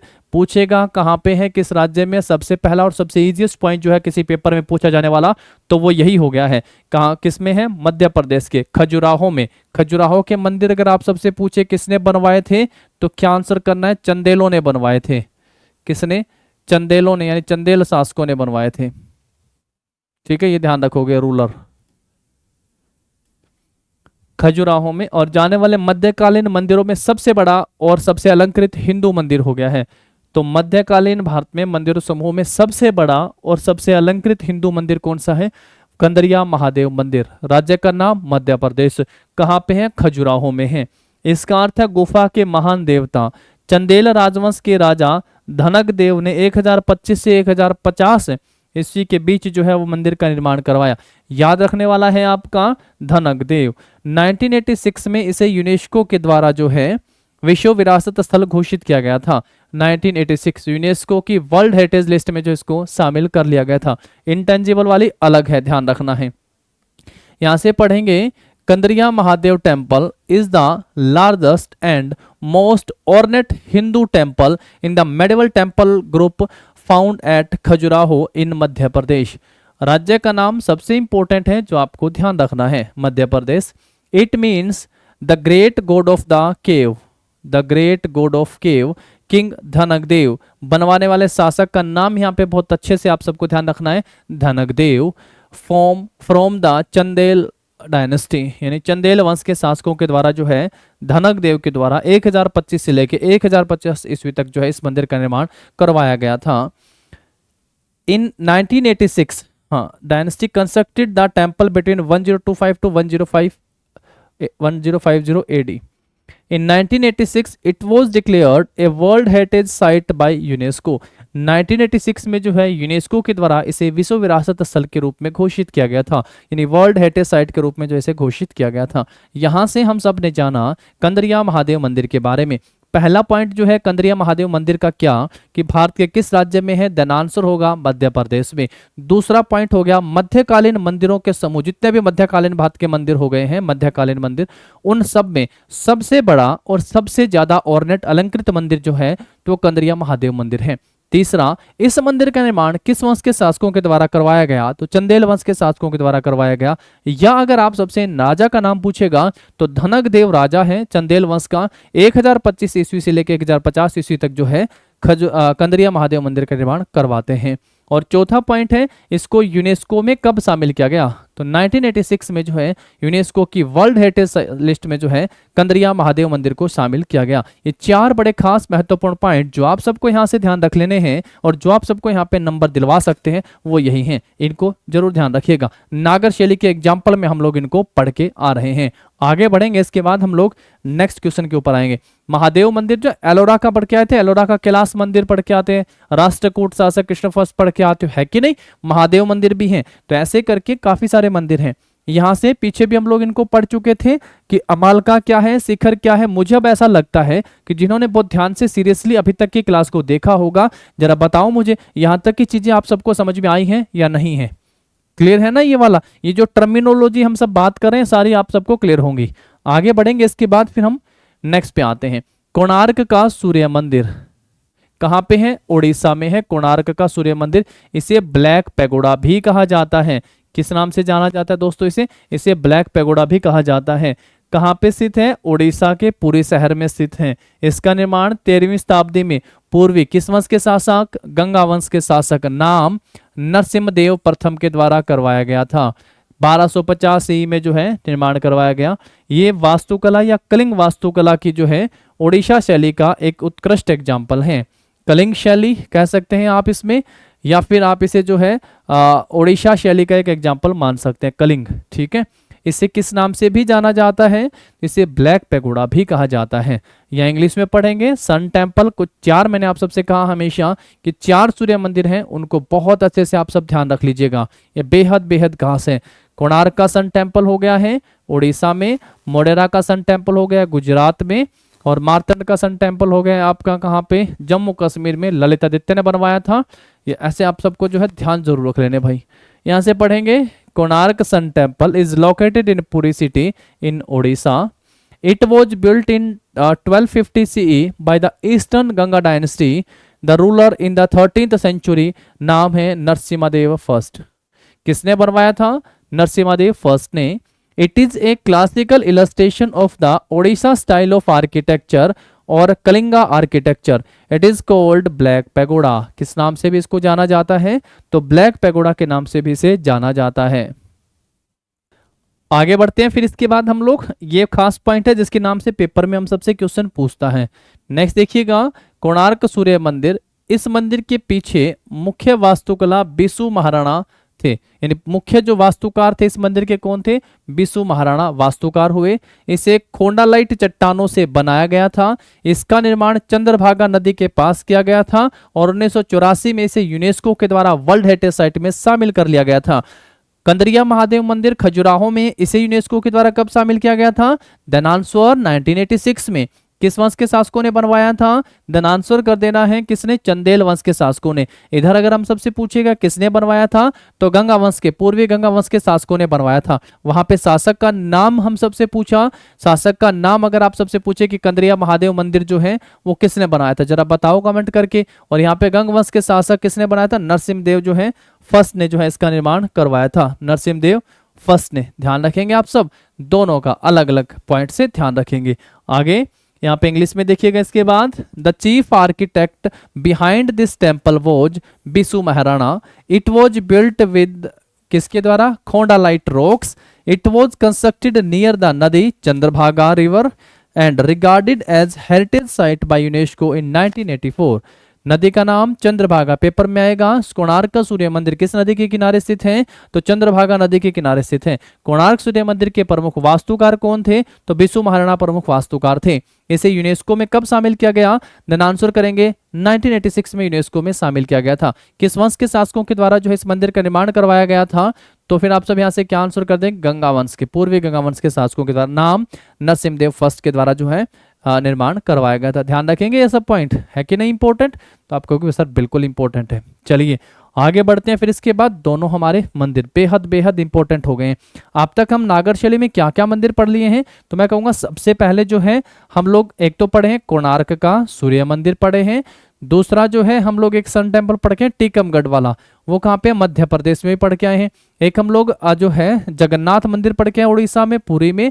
एक हम लोग जो है यहाँ पे कंदरिया महादेव मंदिर पढ़ के खजुराहो मध्य प्रदेश में। तो ये भी हम लोग अलग अलग तरह के मंदिर यहाँ से पढ़े हैं। नेक्स्ट जो है यहाँ से कोणार्क सन टेम्पल आप सब देख सकते हैं। कोणार्क सूर्य मंदिर में जो है कोणार्क महोत्सव का भी आयोजन किया जाता है, कोणार्क उत्सव भी कह देता है, कोणार्क फेस्टिवल लेके भी पूछ सकता है। तो वो तो इसके नाम से इसका आंसर हो जाता है। राज्य का नाम पूछेगा तो उड़ीसा करेंगे। आगे बढ़ेंगे इसके बाद नागर शैली में खजुराहो समूह स्मारक नागर शैली छतरपुर जिले मध्य प्रदेश भारत में हिंदू मंदिरों और जैन मंदिरों का एक समूह हो गया है। ये यूनेस्को की विश्व धरोहर स्थल है। 950 और 1050 ईस्वी के बीच चंदेल वंश के जो है, चंदेल वंश के मतलब उसके उत्तम के प्रतीक इसको बताया गया है। चंदेल राजवंश एक केंद्रीय भारतीय राजवंश था जिसने 9वीं से 13वीं शताब्दी के बीच में जो है भारत के बुंदेलखंड क्षेत्र पर शासन करा था, मध्य प्रदेश में शासन किया था। इंग्लिश में देखोगे Khajuraho group of monument, style कौन सा इनका? नागर स्टाइल है। नागर style is a group of Hindu temple and Jain temple. तो पेपर में खजुराहो मंदिर समूह जो है मॉन्यूमेंट जो है वो किस प्रकार के मंदिर हैं? तो हिंदू और जैन, ध्यान रखेंगे। Temple in Chhatarpur district Madhya Pradesh India. They are UNESCO world heritage site, इनको यूनेस्को की वर्ल्ड हेरिटेज साइट में भी शामिल किया गया। Their fine denotation of the Chandela dynasty between 950 and 1050 AD। The Chandel dynasty was a central India dynasty that ruled our Bundelkhand region of India between the 9th and 13th century. 9वीं से 13वीं शताब्दी के बीच जो है चंदेल वंश के शासकों ने चंदेल वंश ने जो है बुंदेलखंड पर शासन करा था। उन्हीं के दौरान ये बनाए गए थे और इसको यूनेस्को में भी शामिल कर लिया गया है। खजुराहो समूह स्मारक पेपर में आए किस शैली में है? तो खजुराहो के साथ तो आप नागर शैली का नाम जोड़ देंगे। यहां से देखेंगे खजुराहो ग्रुप ऑफ मॉन्यूमेंट्स के कुछ एग्जाम्पल भी दिखाए गए हैं। नेक्स्ट देखिएगा श्री राधा मदन मोहन मंदिर। मोहन राधा मोहन मंदिर आया तो नाम राज्य का क्या होगा? उत्तर प्रदेश। और उत्तर प्रदेश के कहाँ पे है ये? वृंदावन में स्थित एक हिंदू मंदिर हो गया है। इसका पुनर्निर्माण श्री सनातन गोस्वामी ने 1580 ईस्वी में करवाया था। मंदिर के पीठासीन जो है प्रिजाइडिंग देवता मदन मोहन है, जो भगवान कृष्ण का ही एक रूप है, जो मंदिर की केंद्रीय वेदी में अपनी पत्नी राधा और ललिता गोपी के दोनों ओर मौजूद हैं। तो मदन मोहन मंदिर हो गया है, उत्तर प्रदेश के वृंदावन में स्थित है। इंग्लिश में देखिएगा यहाँ से Shri Radha Madan Mohan temple is a Hindu temple situated in Vrindavan Uttar Pradesh. It was rebuilt by Shri Sanatan Goswami in 1580 AD।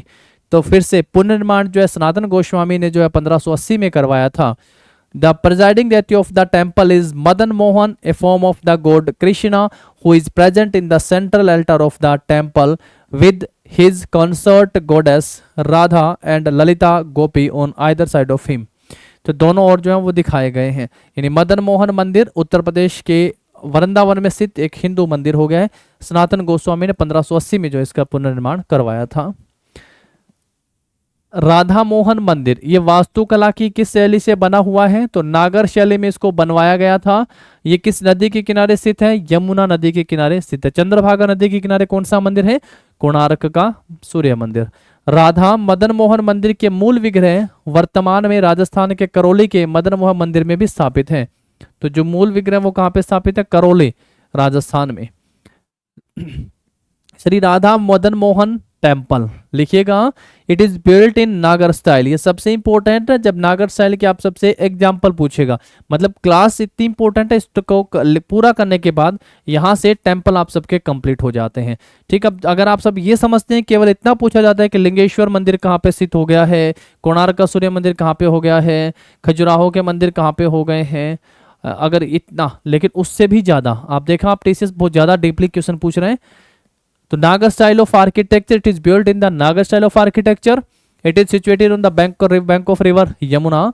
The original deity of the Shri Radha Madan Mohan temple are presently installed in Madan Mohan temple of Karauli Rajasthan में जो है अभी जो ओरिजिनल इसके जो है लिखता है ना कि Madan Mohan are Shri original deities of Shri Radha Madan Mohan temple are presently कहाँ पे इनको इंस्टॉल कर दिया गया है, तो करौली राजस्थान में जो है इनको स्थापित किया गया है। यहाँ से जो आप श्री राधा मदन मोहन मंदिर जो है एक इमेज में देख सकते हैं। चलिए आगे बढ़ते हैं, फिर इसके बाद नेक्स्ट पे आते हैं। नेक्स्ट है हमारा मार्कंडेश्वर मंदिर। कहाँ पे मेरे दोस्तों, इस माँ से ही ध्यान रखोगे, ये हो गया है महाराष्ट्र में। मार्कंडेश्वर मंदिर कहाँ पे है, महाराष्ट्र में। रिवाइज कराऊं पीछे वाले अगर आप सबसे पूछे हो तो कहाँ पे, सबसे पहले पढ़ा था जगन्नाथपुरी मंदिर कहाँ पे है, पुरी उड़ीसा में।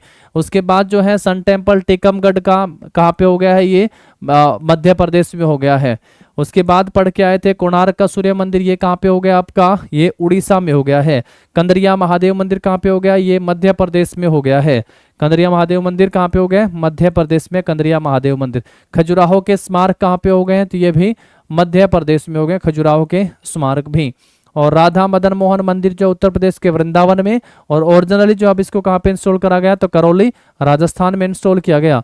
यहाँ से अब आता है मार्कंडेश्वर मंदिर, राज्य का नाम महाराष्ट्र, गढ़चिरौली जिले में वैनगंगा नदी के तट पर स्थित है। वैनगंगा नदी के तट पर जो है स्थापित है। चंद्रभागा नदी के नाम बताया था तो कोणार्क का सूर्य मंदिर था।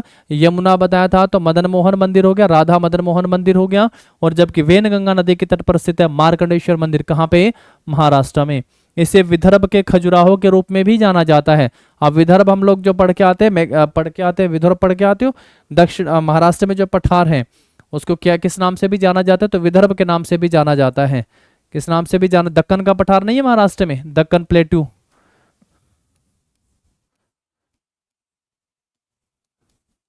दक्कन जो प्लेट्यू है इसे महाराष्ट्र में क्या कहा जाता है, तो इसे विदर्भ के नाम से भी, तो महाराष्ट्र से ध्यान रखोगे। और विदर्भ का खजुराहो किसे कहा जाता है, तो मार्कंडेश्वर मंदिर को कहा जाता है। मार्कंडेश्वर मंदिर उत्तर भारत के मंदिरों के नागर समूह से संबंधित है। तो मार्कंडेश्वर मंदिर किस शैली से बना हुआ है, तो उत्तर भारत की जो नागर शैली है उससे संबंधित हो गया है। नागर मंदिर शैव, वैष्णव और शाक्त मत के हैं। किसमें है, शैव, वैष्णव और शाक्त मत के हो गए हैं नागर मंदिर। यहां से देखेंगे इसको हम लोग, Markandeshwar temple is situated on the bank of river of Wainganga in district, कौन से जिले में स्थापित हो गया, जिला तो गढ़चिरौली हो गया। कौन सा, Gadchiroli of Maharashtra. It is also known as Khajuraho of Vidarbha, किस नाम से भी जाना जाता है, तो इसे विदर्भ का खजुराहो भी कहा जाता है। Markandeshwar temple belongs to the, किस ग्रुप से बिलोंग करता है दोस्तों, Nagar group of temple. Architecture के स्टाइल पढ़ के आते हैं, नागर, द्रविड़, पंचायतन और वैश्य, तो नागर में। The Nagara temples belongs to the Shiva, Shiv, Vaishnava and Shakta faith, तो किससे है, शिव, वैष्णव और शाक्त जो है इनसे संबंधित हो गया है। आगे बढ़ते हैं, फिर इसके बाद हम लोग नेक्स्ट पे आ जाओ जरा। यहाँ से जो है आप सब इमेज पे भी देख सकते हैं मार्कंडेश्वर टेम्पल, कौन सा हो गया मार्कंडेश्वर टेम्पल, इसी से ध्यान रखोगे, महाराष्ट्र में है। महाराष्ट्र में क्या है दोस्तों, विदर्भ भी है। क्या है महाराष्ट्र में, विदर्भ। तो इसे जो है किस नाम से भी जाना जाता है, तो इसे जो है विदर्भ खजुराहो कहते हैं। ठीक है, यहाँ पे आप सब नाम से भी देखोगे, विदर्भ का खजुराहो कहते हैं। चलिए आगे बढ़ते हैं, मुक्तेश्वर मंदिर। मुक्तेश्वर मंदिर कहाँ पे मेरे दोस्तों, दनानस्वर, उड़ीसा में। मुक्तेश्वर कहाँ पे है, उड़ीसा में। जगन्नाथ मंदिर जो है पुरी में, ये भी उड़ीसा में हो गया है। कोणार्क का सूर्य मंदिर भी कहाँ पे हो गया, उड़ीसा में। लिंगराज मंदिर भी आ गया है, भुवनेश्वर उड़ीसा में हो गया, उसको भी पढ़ेंगे। मुक्तेश्वर ये भुवनेश्वर में स्थित शिव को समर्पित 10वीं शताब्दी का एक हिंदू मंदिर है। इसका अर्थ है स्वतंत्रता का देवता। क्या मतलब हुआ, स्वतंत्रता का देवता। इसे किसने बनवाया, तो इसे बनवाया था सोमवंशी राजवंश के राजा ययाति प्रथम ने। किसने मेरे दोस्तों, ययाति प्रथम ने जो है इसका निर्माण करवाया था। ययाति प्रथम ने निर्माण कराया था। पूर्वी गंगवंश के शासक नरसिंहदेव फर्स्ट ने जो है कौन सा मंदिर बनवाया था, जरा कमेंट करो, सोचो कौन किसने बनवाया था।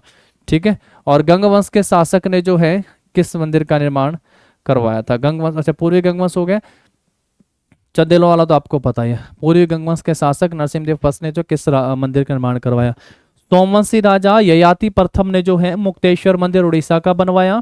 राज्य सरकार का पर्यटन विभाग मंदिर परिषद में मुक्तेश्वर नृत्य महोत्सव, ये देखो ये नृत्य महोत्सव भी हम सबसे पूछता है, फेस्टिवल आर्ट में पढ़ के आते हैं हम लोग, ये भी इंपॉर्टेंट है। क्या लिखा? मुक्तेश्वर नृत्य महोत्सव। मैंने कहा ना, बहुत सारे तो ऐसे हैं जो सिंपल हम सबसे नाम से पूछ लेता है, जैसे कोणार्क महोत्सव हो गया, जैसे मोढेरा महोत्सव हो गया, जैसे रण महोत्सव हो गया है, ऐसे है ना, कच्छ का रण हो गया है। तो 3 दिवसीय वार्षिक नृत्य समारोह का जो आयोजन यहाँ पे पर्यटन विभाग की तरफ से किया जाता है। यहाँ पे इंग्लिश में देखोगे, Mukteshwar temple is a 10th century Hindu temple dedicated to Shiva located in Bhubaneswar Orissa. कहाँ पे हो गया है मुक्तेश्वर मंदिर? भुवनेश्वर उड़ीसा में। It means Lord of freedom. Mukteshwar, मुक्ति मिलती है ना, तो क्या बताया गया? लॉर्ड ऑफ फ्रीडम कहा गया। It was built by king Yayati first of the Somvanshi dynasty. तो सोमवंश के शासक ययाति फर्स्ट के द्वारा जो इसे बनवाया गया। The department of tourism of the state government organize a 3-day yearly dance function called Mukteshwar dance festival on the temple premises. तो मंदिर में जो है कौन सा? टूरिज्म डिपार्टमेंट के द्वारा तो मुक्तेश्वर नृत्य महोत्सव का आयोजन किया जाता है, जो एक वार्षिक 3 दिवसीय समारोह हो गया है। समझ पाए हैं? तो ये था हमारा मुक्तेश्वर टेम्पल। 10th सेंचुरी में इसको बनवाया गया था, किसके द्वारा? ययाति फर्स्ट के द्वारा। कौन से वंश का शासक था? तो सोम वंश का शासक था, ययाति फर्स्ट ने इसे बनवाया था। कहाँ पे है ये? तो सर ये है भुवनेश्वर में, राज्य उड़ीसा। आगे बढ़ेंगे, नेक्स्ट को पढ़ो यहाँ से। ये हमारे लिए इमेज हो गई है मुक्तेश्वर मंदिर की।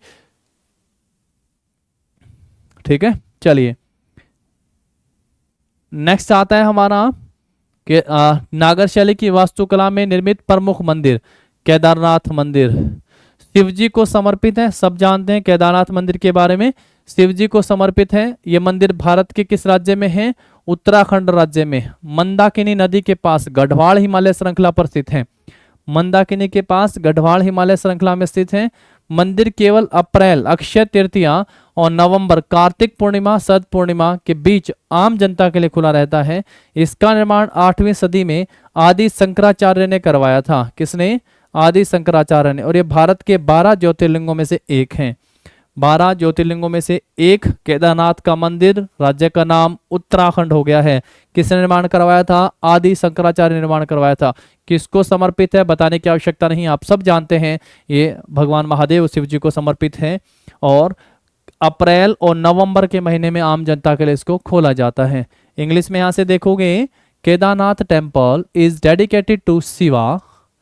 The temple is located on the Garhwal Himalayan range near the Mandakini river in the state of Uttarakhand. किस राज्य में? उत्तराखंड में। The temple is open to general public only between the month of April and November. अप्रैल में अक्षय तृतीया एंड नवंबर में Kartik Purnima. It was built in the 8th century AD by Adi Shankaracharya. 8वीं सदी में जो किसके द्वारा इसका निर्माण करवाया गया था? तो आदि शंकराचार्य के द्वारा 8वीं शताब्दी में इसका निर्माण करवाया गया। And is one of the 12th Jyotirlinga in India.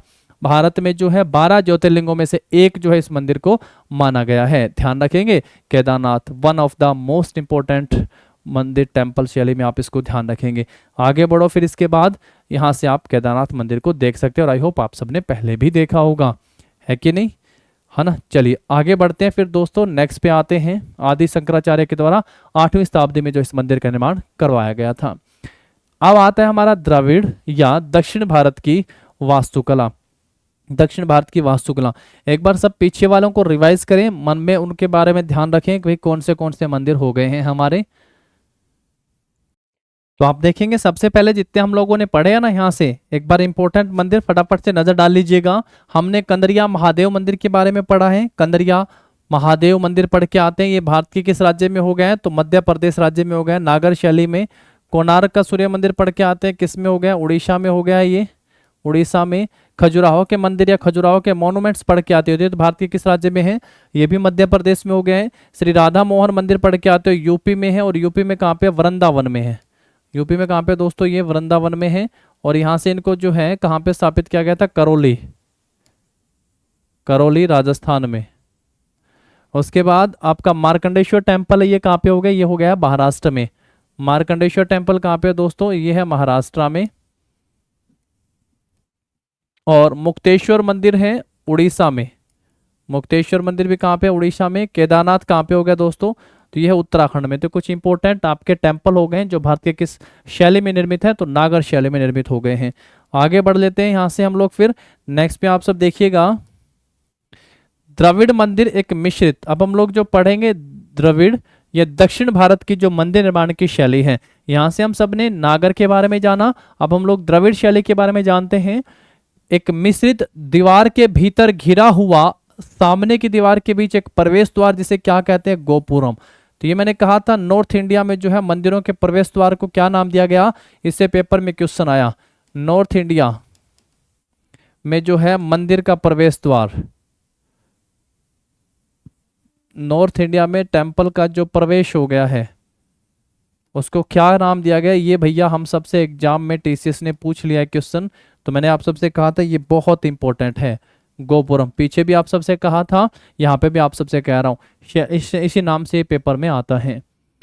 Tamil Nadu में विमान के रूप में जाना जाने वाला मुख्य मंदिर टावर का आकार एक सीढ़ीदार पिरामिड जैसा है, जो उत्तर भारत के घुमावदार शिखर के बजाय ज्यामितीय रूप से ऊपर उठता है। एक बड़े जल जलाशय या मंदिर की टंकी परिसर के भीतर बंद होना आम बात है। सामान्य जो है यहाँ पे आप सब यूं कह सकते हैं कि एक जल या जो बड़ा जलाशय भी जो है यहाँ पे मंदिरों में देखने को मिलता है। The Dravidian temple is enclosed within a compound wall. The front wall has an entrance gateway in its centre which is known as gopuram. The most important यहाँ से क्वेश्चन बनता है दोस्तों, इसको याद कर लीजिएगा। नॉर्थ इंडिया में साउथ इंडिया में मंदिरों में प्रवेश द्वार को किस नाम से जाना गया, तो आप सबका आंसर होना चाहिए गोपुरम। तोरण करके भी ऑप्शन मिलेगा, तोरण शादी समारोह में आप समझते हैं ना, सजा हुआ प्रवेश द्वार कहते हैं। The shape of the main temple tower known as vimana. तो जो मंदिर होते हैं, मंदिर की जो मेन टेम्पल का जो टावर होता है उसे क्या नाम दिया गया है, विमान। अच्छा, वहां हम लोग टावर को क्या पढ़ के आते थे, शिखर पढ़ के आते थे। शिखर के ऊपर जो डिस्क लगी होती थी और डिस्क के ऊपर जो उसका क्राउन होता था, सबसे हाईएस्ट पीक पिनाकल जिसको बोला गया, वो क्या होता था, हमारा कलश होता था। यहाँ पे जो मेन टावर है मंदिर का उसे किस नाम से जाना जाता है, विमान। कहाँ पे, तमिलनाडु में। Is like a stepped pyramid, step by stepped pyramid हो गया है। That rises up geometrically, geometrically जो ऊपर उठ रहा है, रेदर देन द कर्विंग शिखर, ऐसे कर्व की फॉर्म में नहीं बढ़ रहा है। तो आप समझेंगे यहाँ पे कर्व की फॉर्म में नहीं, स्टेप्ड हो गया, स्टेप बाय स्टेप, जैसे कि नॉर्थ इंडिया में होता था कर्व स्टाइल में, वैसा नहीं है। एक ज्योमेट्रिकल शेप है, पिरामिड में जो है स्टेपिंग के रूप में स्टेप टू स्टेप होगा। It is common to find a large water reservoir, वहां पे बहुत आम सामान्य है कि आपको मंदिर में एक जो जलाशय भी मिलेगा बड़ा, और ए temple tank enclosed with in the complex, यानी मंदिर जो कॉम्प्लेक्स है, टेम्पल कॉम्प्लेक्स है, उसी के अंदर ही आपको एक बड़ा जलाशय भी वहां पे देखने को मिलेगा, और ये वहां पे बहुत कॉमन हो गया है। आगे बढ़ेंगे इसके बाद फिर नेक्स्ट, ये इस तरीके से आप सब देखेंगे तो ज्योमेट्रिकली पिरामिड के फॉर्म में आप सब जो है वहां से देखेंगे, है कि नहीं मेरे दोस्तों। तो ये द्राविड़ा टेम्पल का एक एग्जांपल जो आप सब इमेज में देख पा रहे हैं यहाँ से, तो ये बहुत, और इसके अंदर जो है लिखा है कि जलाशय का होना जो है आम है वहां पे। आगे बढ़े फिर और जाने यहाँ से इस शैली के बारे में, चलो और पढ़ते हैं। देखिएगा, द्राविड़ या दक्षिण भारत मंदिर शैली हो गई है। सहायक मंदिर, सब्सिडरी श्राइन्स, या तो मुख्य मंदिर के टावर के भीतर शामिल है, या मुख्य मंदिर के बगल में अलग या अलग छोटे मंदिरों के रूप में स्थित है। या तो जो मुख्य मंदिर उसी के अंदर है, या अलग से भी उस मंदिर में वहां पे सहायक मंदिर जो हो सकते हैं। विमान की विशेषता, शिखर विमना को 5वीं शताब्दी से दर्ज किया गया। तो विमान बनाने की जो है यूं समझ सकते हैं कि 5वीं शताब्दी से इनकी उत्पत्ति हुई। ऊपर पहाड़ जैसा शिखर है, इसे उत्तर भारत में शिखर के नाम से जाना जाता है और इसका आकार घुमावदार है। ये दक्षिण भारत में विमान के रूप में जाना जाता है और एक पिरामिड टावर जैसा दिखता है। तो दक्षिण भारत के मंदिर निर्माण के शैलियों में जो है पिरामिड टावर दिखता है, इसको किस नाम से जाना जाता है, देन आंसर इसको विमान कहा जाता है। क्या कहा जाता है मेरे दोस्तों, तो आप कहोगे सर इसे विमान कहा जाता है। क्या कहा जाता है, इसे विमान के नाम से इसे जाना जाता है।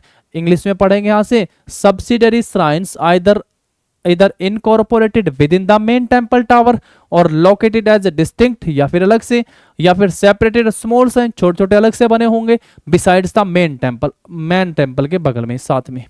विमाना इज फीचर, ये मुख्य है भैया, इसको जरूर ध्यान रखना है। विमाना फीचर, शिखर या विमान दोनों है तो एक ही, बट शिखर तो कहा जाता है उत्तर भारत की शैली में यानी नागर में, और विमान कहा जाता है दक्षिण भारत की शैली में।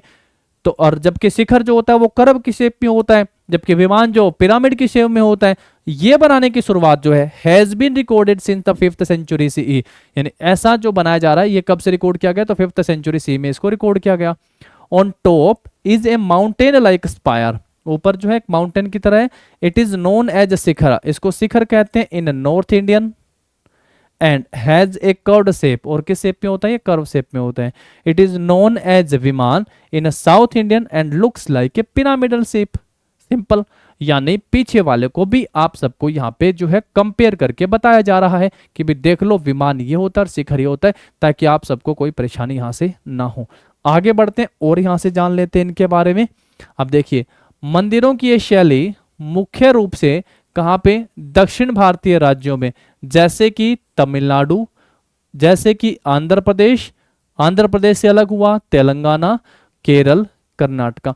ये सेम जो राज्य है ना दोस्तों, ये सेम बिल्कुल डिट्टो सेम। टीसीएस ने एक बार हमसे पूछा और हमें कहा कि निम्नलिखित में से कौन से जो राज्य हैं वो कार्नेटिक यानी कर्नाटक संगीत से संबंधित हैं या नहीं है। तो ये 5 जो है आप सबको आंसर में मिलते हैं, जो हैं किस संगीत से संबंधित बताए थे, कर्नाटक म्यूजिक संगीत से। मतलब सेम डिट्टो। और साउथ इंडिया में मतलब कि ये तो म्यूजिक की भी खास बात थी ना कि कर्नाटक संगीत शैली भारत के दक्षिण भारत में है, और जबकि हम लोग दूसरा हिंदुस्तानी संगीत शैली पढ़ के थे उत्तर भारत में। तो कर्नाटक वाले जो दक्षिण भारत में पूछा था किन राज्यों में है, तो मैंने आप सबसे कहा था पहला भरतनाट्यम, राज्य का नाम तमिलनाडु, दूसरा कथकली और मोहिनीअट्टम, राज्य का नाम केरल, तीसरा मैंने आप सबसे कहा था जो आपका कर्नाटक नाम से ही आता है कर्नाटक, और चौथा जो हो गया था आपका यहाँ पे हम लोग पढ़ के आते कुचिपुड़ी, आंध्र प्रदेश का, और आंध्र प्रदेश से निकला तेलंगाना। सेम 5 आप सब जो है यहाँ पे भी देख पा रहे हैं, यानी ये के यही जो है हमारे किस शैली में हो गए हैं, द्रविड़ शैली में। द्रविड़ शैली को ना याद करके क्या ऐसा पढ़ जाऊं कि दक्षिण भारत के, आप भी कहोगे बिल्कुल सर, क्योंकि कर्नाटक संगीत में भी यही लाइन बोलता हूं दक्षिण भारतीय, तो दक्षिण भारतीय राज्य जो कर्नाटक संगीत से संबंधित हो, दक्षिण भारतीय राज्य जो किससे संबंधित हो, द्रविड़ शैली से संबंधित हो। दोनों में आंसर पूछेगा तो 5 ही आप सबको आंसर यहाँ पे कर देने हैं। चलिए अब यहाँ से है, इनके ऊपर कलशम, एक बल बनुमा पत्थर होता है जिसको क्या नाम दे दिया, कलशम, और सबसे ऊपर हम लोग ये पढ़ के आते हैं जो नागर शैली में उसको कलश कहते हैं।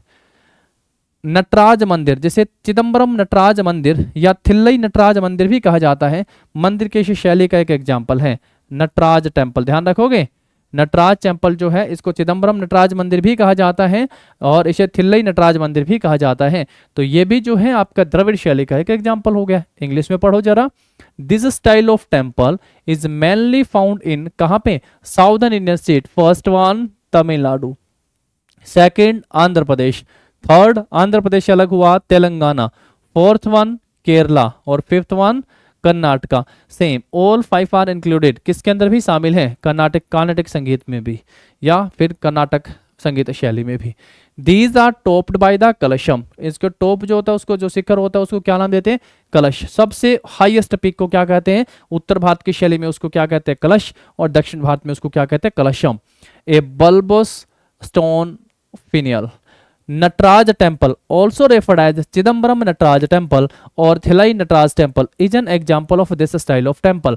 ये जो है हमारा एक एग्जाम्पल हो गया इस शैली में, या किस में, द्रविड़ शैली का एग्जाम्पल भी हम लोग यहाँ से साथ साथ पढ़ते चलेंगे। नटराज शैल मंदिर, द्रविड़ स्थापत्य मंदिरों में उपविभाग है। अच्छा सर कोई दिक्कत नहीं, वहां पे भी नॉर्थ में पढ़े थे, साउथ में पढ़ेंगे, थोड़ा समय जरूर लग सकता है। Good things take some time, अच्छी चीजें तैयार होने में थोड़ा समय लगेगा, लेकिन जब हो गई तैयार ना तो फिंगर टिप्स पे होंगी आप कैसे, और आप सब चीजें उनकी बता दोगे, एक एक करके सारी लिख दोगे कि नहीं लिख दोगे, ध्यान से सुनना। देखो द्रविड़ स्थापत्य मंदिरों में उपविभाग है क्या क्या। पहला वर्गाकार, जिसे आमतौर पर कूट या चतुरस कहा जाता है। आयताकार, जिसे शाला या आयताश्र कहा जाता है। अंडाकार, जैसे कि गजपृष्ठ या वर्तायत कहा जाता है। वर्ताकार हो गया, अष्टकोण वाला हो गया।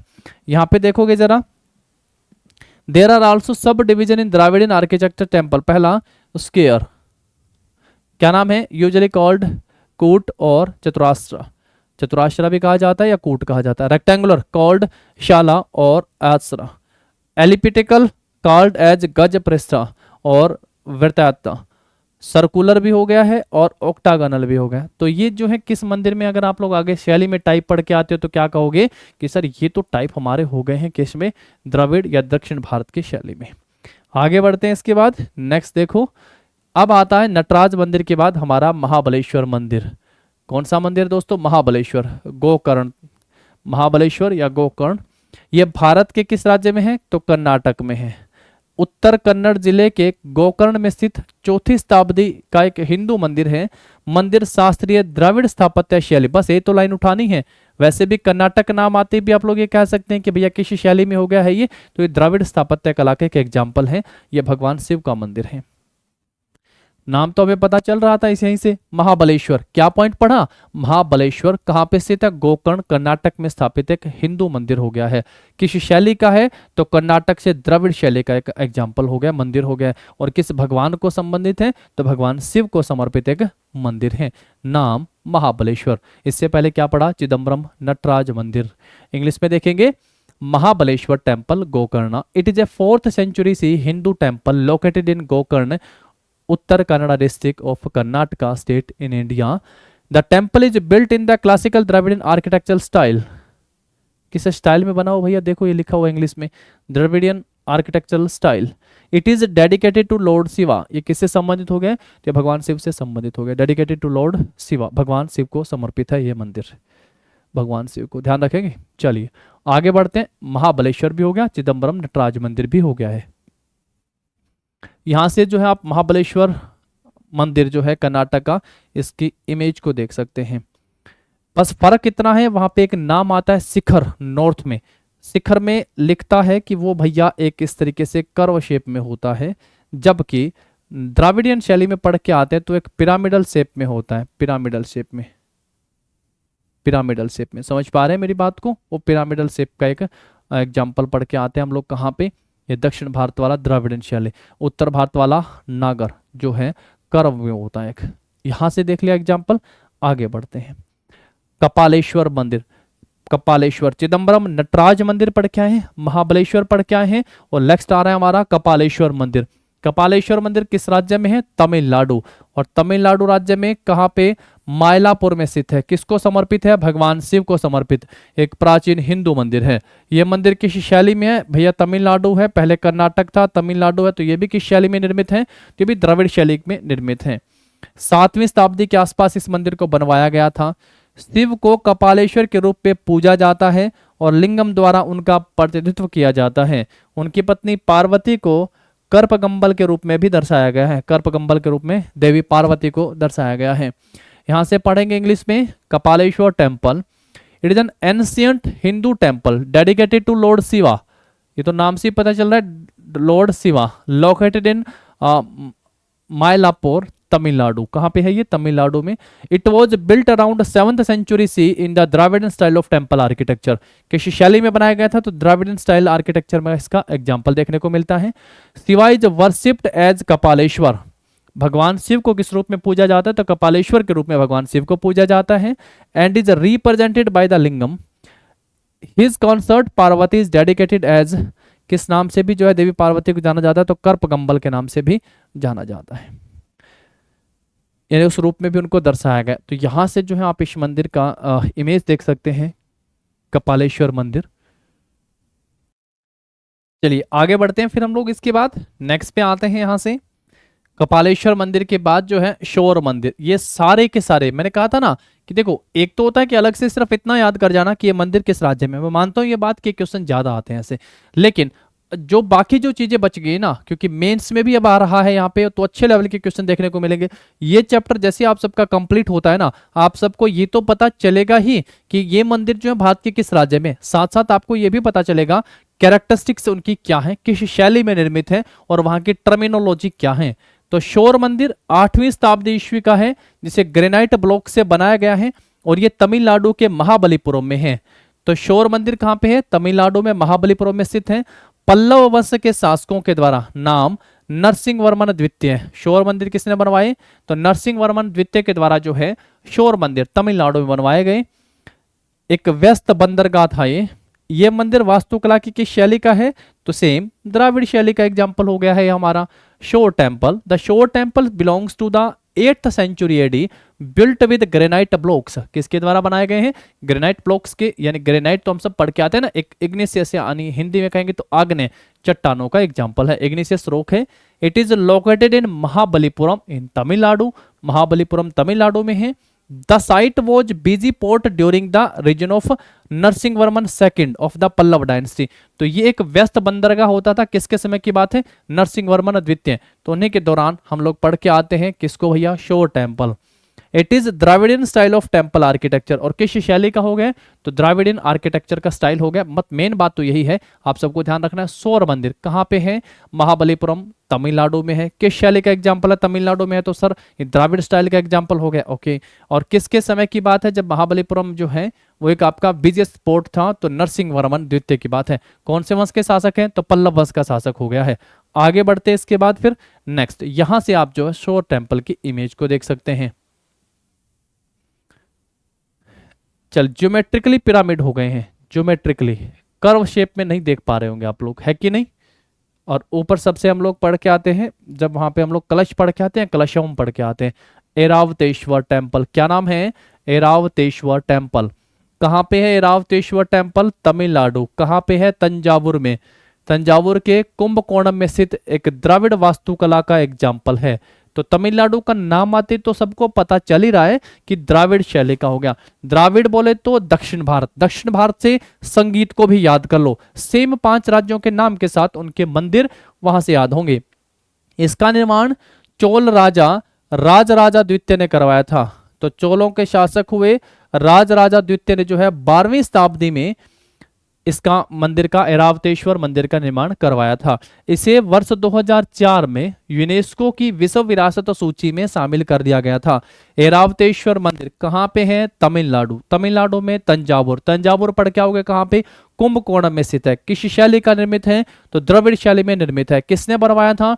चोल वंश के शासकों ने। और उसमें पूछेगा चोल वंश के शासकों में किसने? तो राजराजा सेकंड ने जो इसके मंदिर का निर्माण करवाया था। यूनेस्को की वर्ल्ड हेरिटेज लिस्ट में कब शामिल कर लिया गया था? तो आंसर होगा 2004। और किस भगवान को समर्पित है? तो भगवान शिव को समर्पित एक मंदिर है। यहां से पढ़ेंगे इंग्लिश में, Airavateshwara temple is a Hindu temple of Dravidian architecture. Style कौन सा है? द द्राविडियन आर्किटेक्चर हो गया है। Located in Kumbakonam Thanjavur in Tamil Nadu. Kumbakonam Thanjavur Tamil Nadu में। It was built by Chola emperor Rajaraja second. किसके द्वारा बनाया गया था? राजराजा सेकंड के द्वारा। कब की बात है? 12th century. It was declared a UNESCO world heritage site in 2004।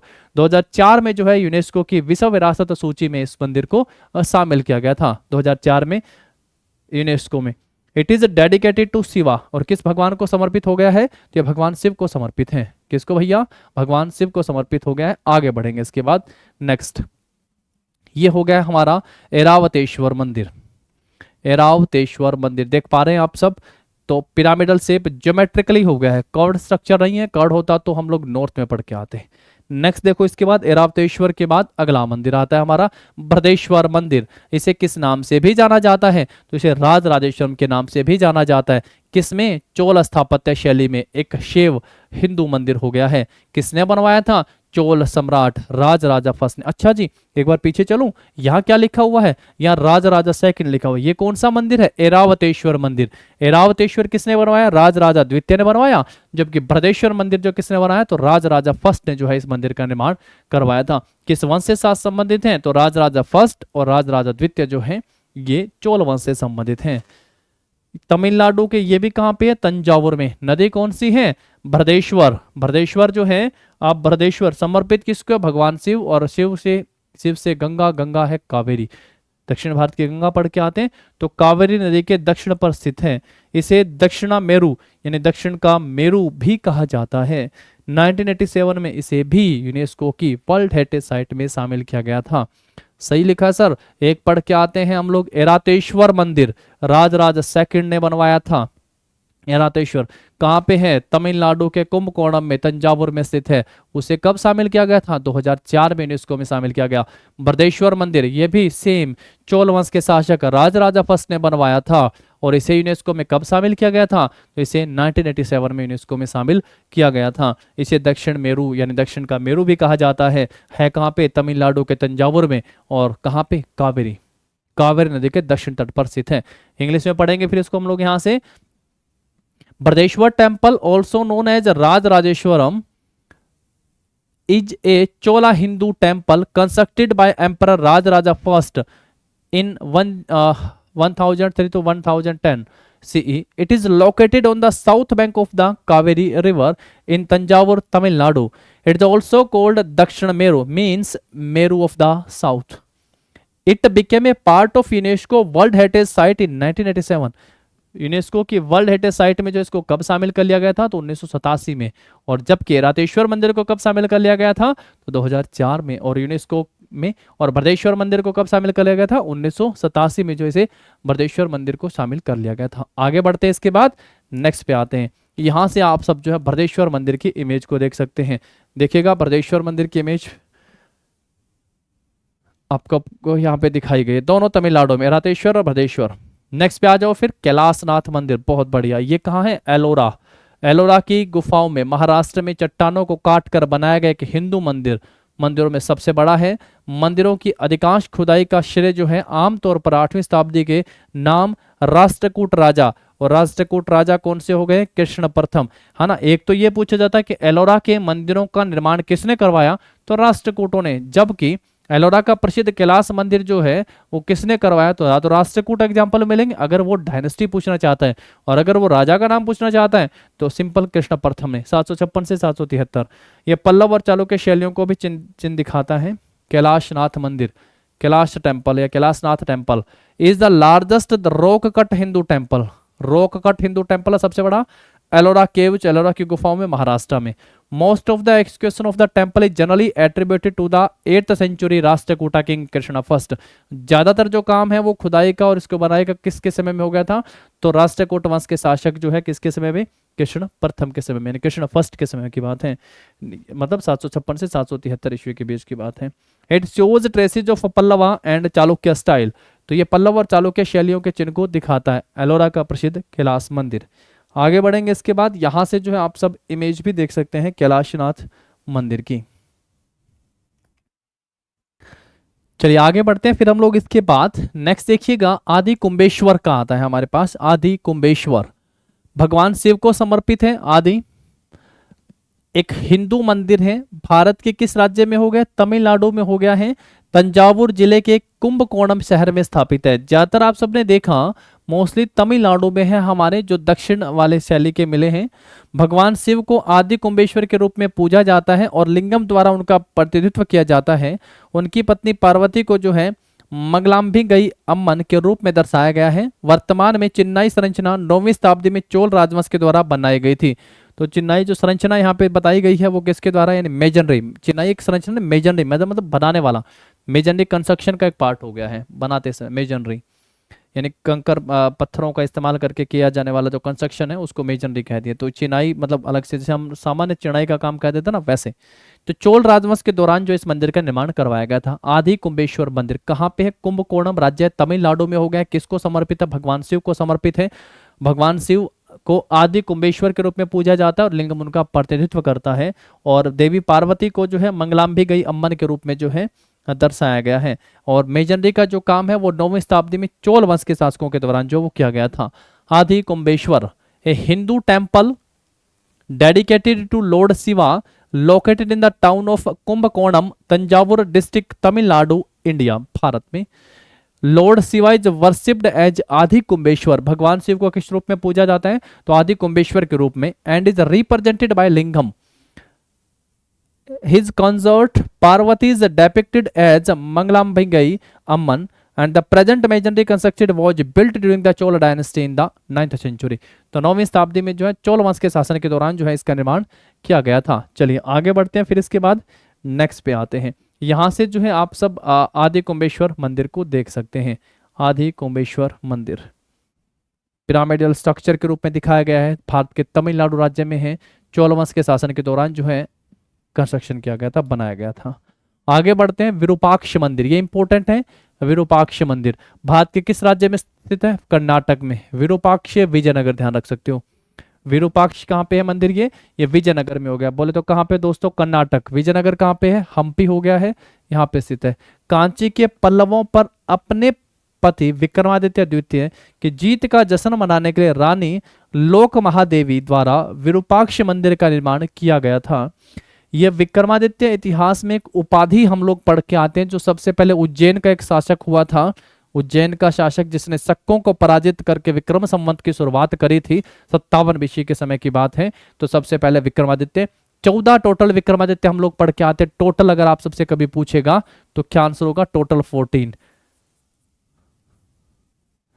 Total 14। और अंतिम और लास्ट अगर हम लोग पढ़ के आते तो हेमू विक्रमादित्य, लास्ट था रेवाड़ी का शासक पढ़ के आते, हेमू विक्रमादित्य अंतिम विक्रमादित्य। और जिसने सबसे ज्यादा ख्याति प्राप्त करी थी वो चंद्रगुप्त द्वितीय हुआ था। क्या नाम था? गुप्त वंश का शासक चंद्रगुप्त द्वितीय। इस मंदिर का निर्माण लंकन दंडेश की सहायता से किया गया था, जो विजयनगर साम्राज्य के शासक देवराय द्वितीय के द्वारा, प्रौढ़ देवराय जिसे कहा गया, के अधीन एक सेनापति था। तो किसके? विजयनगर साम्राज्य के देवराय द्वितीय, प्रौढ़ देवराय के अधीन एक सेनापति था, नाम लक्कन दंडेश की सहायता से जो वो किया गया था।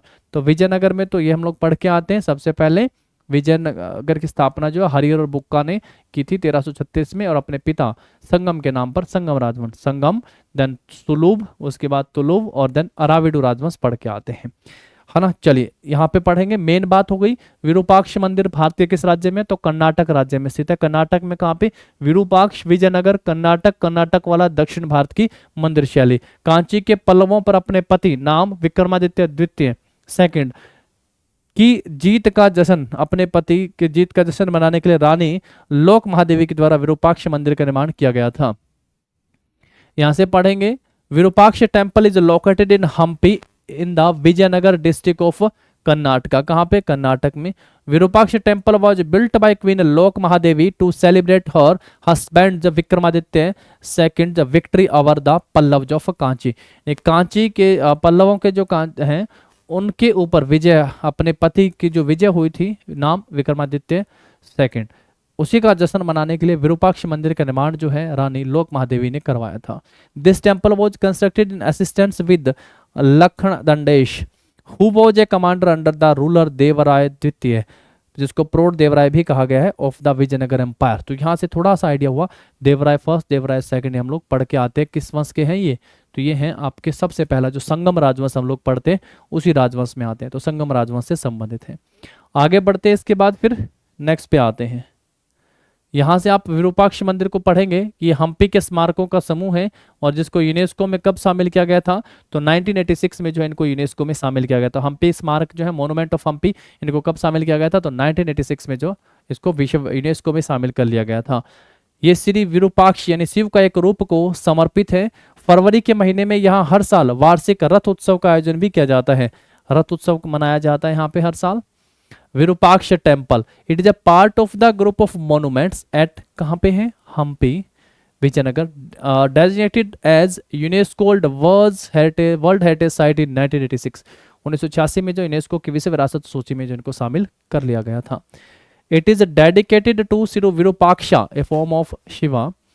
इन the month of February the annual church festival is celebrated. रथ महोत्सव का आयोजन किया जाता है यहाँ पे एवरी ईयर, प्रत्येक साल रथ महोत्सव का आयोजन किया जाता है। चलिए आगे बढ़ते हैं। फिर इसके बाद हम लोग नेक्स्ट देखिएगा, यहां से जो आप विरूपाक्ष मंदिर की इमेज को भी देख सकते हैं। देखो इमेज के जरिए बताया गया आप सबको। चलिए आगे बढ़ते हैं। फिर हम लोग इसके बाद विरूपाक्ष मंदिर हुआ हमारा विजयनगर में। नेक्स्ट देखिएगा इरावतनेश्वर, इरातेश्वर नहीं है, इरावतनेश्वर। इरावतनेश्वर मंदिर जिसे श्री जुराहेश्वर मंदिर भी कहा जाता है, भगवान शिव को समर्पित है, और ये भारत के तमिलनाडु में कांचीपुरम में स्थित है। तो इरावतनेश्वर मंदिर कहाँ पे है? कांचीपुरम, तमिलनाडु में हो गया है। इसे किस नाम से भी जाना जाता है? तो जुराहेश्वर मंदिर के नाम से भी जाना जाता है। किसने बनवाया था? पल्लव राजा नरसिंह वर्मन द्वितीय ने जो है इरावतनेश्वर मंदिर का निर्माण करवाया था। इरावतनेश्वर, यहां से देखिएगा the Iravataneshwar temple also called Shri Juraishwar temple is dedicated to Lord Shiva and it is located in Kanchipuram in Tamil Nadu. तो भारत में तमिलनाडु में कांचीपुरम में स्थापित है। It was built by Pallava king Narasimha Varman second. बनवाया किसके द्वारा गया था? तो नरसिंह वर्मन सेकंड के द्वारा जो इस मंदिर का निर्माण करवाया गया था। इरावतनेश्वर मंदिर, राज्य का नाम पूछेगा तमिलनाडु। बनवाने वाले शासक का नाम है राजा नरसिंह वर्मन सेकंड। और किस देवता को समर्पित है? तो भगवान शिव को समर्पित एक मंदिर हो गया है। नेक्स्ट पे आ जाओ। फिर इसके बाद इरावतनेश्वर मंदिर की इमेज आप सब यहां से देख सकते हैं। इरावतनेश्वर टेम्पल, कोशिश की गई कि आप सबको थोड़ा इमेज दिखा के कुछ चीज़ों को थोड़ा क्लियर करके आप सबको बताया जाए कि भी देखिए मंदिर इस तरीके से दिखते हैं और ऐसे होते हैं। आप सब इनमें देख पा रहे हैं किसी मंदिर जो अभी आप सबको द्राविड़ शैली में दिखाए गए, किसी मंदिर में कलश नहीं है जो जैसा, या फिर आप उसको कह सकते हैं कि एक राउंड स्ट्रक्चर जो आपके कर्व की स्ट्रक्चर है वो ऐसी नहीं है। उसके बाद है श्री कालाहस्ती मंदिर। तो श्री कालाहस्ती मंदिर भारत के किस राज्य में हो गया? आंध्र प्रदेश राज्य में तिरुपति जिले में है। और श्री कालहस्ती शहर कहाँ पे? श्री कालहस्ती शहर में स्थित है। यह मंदिर भगवान शिव को समर्पित है। श्री कालहस्ती मंदिर भी जो है वो किस भगवान को समर्पित है? तो यह भगवान शिव को समर्पित है। राज्य का नाम पूछेगा तो आंध्र प्रदेश राज्य में हो गया है। यह भारत का एकमात्र मंदिर है जो सूर्य और चंद्र ग्रहण के दौरान खुला रहता है, जबकि अन्य सभी मंदिर जो बंद रहते हैं। एकमात्र, इसलिए क्या होगा, जो चीजें अलग है ना, जो यूनिक है, वो उनकी इंपॉर्टेंस फिर बढ़ जाती है। तो इकलौता ऐसा मंदिर है जो चंद्र ग्रहण और सूर्य ग्रहण के दौरान खुला रहता है। बाकी जो मंदिर है वो चंद्र ग्रहण और सूर्य ग्रहण के दौरान जो है बंद रहते हैं। दोस्तों, ये भारत का एकमात्र मंदिर जो सूर्य और चंद्र ग्रहण के दौरान जो है वो खुला रहता है। ये मंदिर राहु केतु पूजा के लिए प्रसिद्ध है। कौन सा मंदिर? श्री कालहस्ती मंदिर जो है राहु केतु की पूजा के लिए प्रसिद्ध है। इकलौता ऐसा भारत का मंदिर हो गया है जो सूर्य ग्रहण और चंद्र ग्रहण के दौरान जो है वो खुला रहता है। भारत के किस राज्य में है? तो ये आंध्र प्रदेश राज्य में स्थित है। आगे बढ़ते हैं। फिर इसके बाद इंग्लिश में इधर से देखिएगा, Shri Kalahasti temple is located in the town of Shri Kalahasti in Tirupati district in the state of Andhra Pradesh in India. This temple is dedicated to Lord Shiva. किससे संबंधित है? भगवान शिव से। This is the only temple in India which remains open during solar and lunar eclipse, सूर्य ग्रहण और चंद्र ग्रहण के दौरान, while all other temples are closed, जबकि दूसरे सभी जो मंदिर हैं वो बंद रहते हैं। This temple is famous for Rahu Ketu puja. तो ये मंदिर जो वो किसके हो गया है? तो राहु केतु पूजा से संबंधित हो गया है। राहु केतु की पूजा के लिए जो इस मंदिर को जाना जाता है, लेकिन संबंधित किससे है? भगवान शिव से संबंधित है। नाम श्री कालहस्ती मंदिर। इकलौता अभी तक आंध्र प्रदेश राज्य से कोई मंदिर हमने नहीं पढ़ा है, एक ही मंदिर हम लोगों ने अभी पढ़ा है, श्री कालहस्ती टेम्पल। राज्य का नाम क्या हो गया यहाँ पे हमारा? आंध्र प्रदेश। आगे बढ़ते हैं। फिर इसके बाद यहां से जो है आप सब श्री कालहस्ती मंदिर की इमेज को भी देख सकते हैं। चलिए नेक्स्ट पे आइएगा। इसके बाद वैश्य शैली। अब हम लोग जो है थर्ड वन पे आएंगे। वैश्य शैली, नागर और द्राविड़ दोनों का मिला जुला जो स्वरूप होता है उसको वैश्य शैली बोलते हैं। असल में हम लोग जो है लिखे ऐसा बोलते हैं नागर प्लस में द्राविड़ और इज इक्वल टू में ऐसा लिख देते हैं, वैश्य बोल देते हैं। ठीक है, यहां में इंग्लिश वाले देख सकते हैं नागर प्लस में द्राविड़ और इज इक्वल टू में वैश्य हो गया आपका। ठीक है दोस्तों, तो ये एक मिला जुला अनूठी विशेषताएं हो गई हैं इसमें। तो अब हम लोग जो हैं हम लोगों ने यहाँ से काफ़ी कुछ पढ़े, कुछ अलग अलग मंदिरों के बारे में पढ़ा। अगर एक बार में चीज़ें आधी अधूरी क्लियर हो रही हैं तो दूसरा आप लोग यहाँ से जब बुक को पढ़ के आएंगे, जैसे ही आप लोगों ने वीडियो कंप्लीट करी और उसके बाद आप सबने जैसे बुक को फॉलो करा या फिर आपने जो नोट्स आप सबको दिए गए हैं थ्योरी के, उन थ्योरी वाले नोट्स को पढ़िएगा, उसके बाद एमसीक्यू लगाइएगा और जब आप इस एक टॉपिक में से 3-4 बार जब गो थ्रू हो जाएंगे तब देखिएगा आप सबकी तैयारी कितनी हो जाएगी। यानी कम से कम जो है आप सबको एक बार यहाँ से वीडियो देखने के बाद आप सबको जो है किसको भी पढ़ के आना है यहाँ पे, तो आप सबको जो है अपने जो नोट्स हैं या जीएस थ्योरी की जो बुक है या फिर जो पीपीटी आप सब यहाँ पे देख पा रहे हैं इसको पढ़ के आना है। देखिए, इसका जोर विमान और मंडप पे है। इसकी भूचित्र मूल रूप से एक तारे के आकार या स्टेलेट प्लान में है। भारत की वास्तुकला की अनूठी विशेषताओं में से एक वैश्य में एक खुला गलियारा भी होता है। इस शैली की संरचनाओं में उनके आधार के रूप में एक ऊंचा मंच या जगती होता है। जगती जहाँ जगराता होता है, जगती उत्तर भारत की शैली है, जहां पे नागर में पढ़ के आते, जगराता मीन्स जहां पे भजन कीर्तन किए जाते हैं वो जगती पढ़ के आते। स्तंभों, दरवाजों, छतों को जटिल नक्काशी से सजाया गया है। It emphasise on vimana and mandapa, तो किसके ऊपर एम्फेसिस करता है? विमान और मंडप पे। It's ground plan is basically in A star shape, तो इसका ग्राउंड प्लान जो सामान्य क्या होता है? एक स्टार शेप में होता है। और stellate plan. One of unique feature of India's architecture Vesara has an open ambulatory passageway, बस ये सबसे इंपॉर्टेंट है, ये सबसे इंपॉर्टेंट विशेषता बता दी है। वास्तु एक खुला गलियारे के रूप में जो है ये देखेंगे वैश्यर में। एक structure of this style have an unraised platform और जगती एज देयर बेस, उसके ऊपर होता है अनरेज्ड, एक होता है ना रेज्ड, ऊपर उठा हुआ प्लेटफॉर्म होता है जिसे जगती कहते हैं, जहां पे भजन कीर्तन किए जाते हैं। Pillars, doorways, ceilings are decorated with intricate carving, तो इनको सजाया जाता है। स्तंभों, दरवाजों, छतों को जटिल नक्काशी से सजाया जाता है। यहाँ से जो है आप दोदा बशपा जो है मंदिर भी देख सकते हैं। अलग अलग शैलियों में निर्मित मंदिर भी आप सबको इमेज से बताए गए हैं। नेक्स्ट पे आते हैं फिर हम लोग इसके बाद। नेक्स्ट देखिएगा, नेक्स्ट है वैश्य शैली वास्तुकला में। वैश्य शैली के सबसे प्रसिद्ध मंदिरों में चेनाकेशव मंदिर, विरूपाक्ष मंदिर और लाड खान मंदिर हो गए हैं। पेपर में लाड खान मंदिर पूछा है, इसके बारे में आप लोगों को विशेष ध्यान दे लेना है। लाड खान, ये शैली वास्तुकला की नागर और द्राविड़ शैलियों का मिश्रण हो गया है। तो हम लोग पहले ही पढ़ के आ चुके हैं कि नागर नॉर्थ इंडिया की हो गई, उत्तर भारत की मंदिर निर्माण की शैली पढ़ के आते हैं। वैश्य साउथ इंडिया की होगी, दक्षिण भारत के मंदिर निर्माण शैली पढ़ के आते हैं। जबकि द्राविड़ हो गए ना दक्षिण भारत के, और वैश्य जो वो दोनों का मिला जुला स्वरूप है। इस शैली की उत्पत्ति कहाँ पे होती है? तो कर्नाटक में जो इस शैली की उत्पत्ति होती है, कर्नाटक में। मंदिर कौन से बताएं? चेनाकेशव मंदिर, विरूपाक्ष मंदिर और लाड खान मंदिर किस शैली के हो गए हैं? तो ये वैश्य शैली के मंदिर हो गए हैं। और नागर द्राविड़ शैलियों का मिश्रण है ये शैली, और इसकी उत्पत्ति जो है वो कहाँ पे हुई है? तो कर्नाटक राज्य में जो इसकी उत्पत्ति होती है। इंग्लिश में यहाँ से देखेंगे, the most famous temples of Vesara style are the Chennakeshava temple, Virupaksha temple और Lad Khan temple. This style is the fusion of Nagar and Dravidian style of architecture, and this style originated in Karnataka. कहाँ पे इसकी उत्पत्ति होती है? तो उत्पत्ति ओरिजिनेट हुआ था ये कर्नाटक में।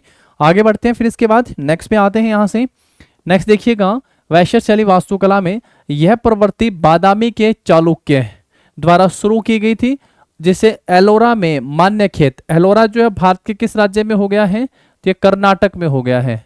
कहां पे हो गया दोस्तों? ये कर्नाटक में हो गया है।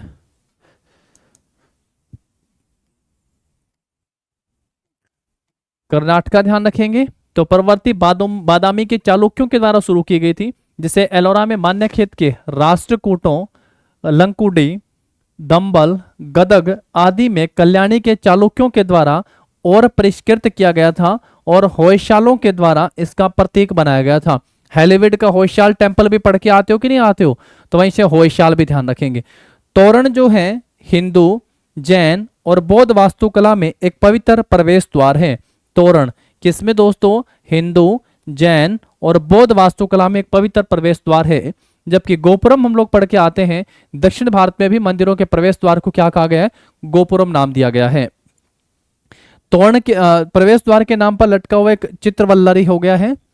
The trend was started by the Chalukya, तो वैश्य शैली के लिखता है, the trend was started by the Chalukyas of Badami, further refined by the Rashtrakuta of Manyakheta in Ellora, Chalukyas of Kalyani in Lakkundi, Dambal और गद यानी Gadag et cetera, and epitomised by the Hoysala, और आगे किसको बढ़ाया गया था? होयसालों के द्वारा।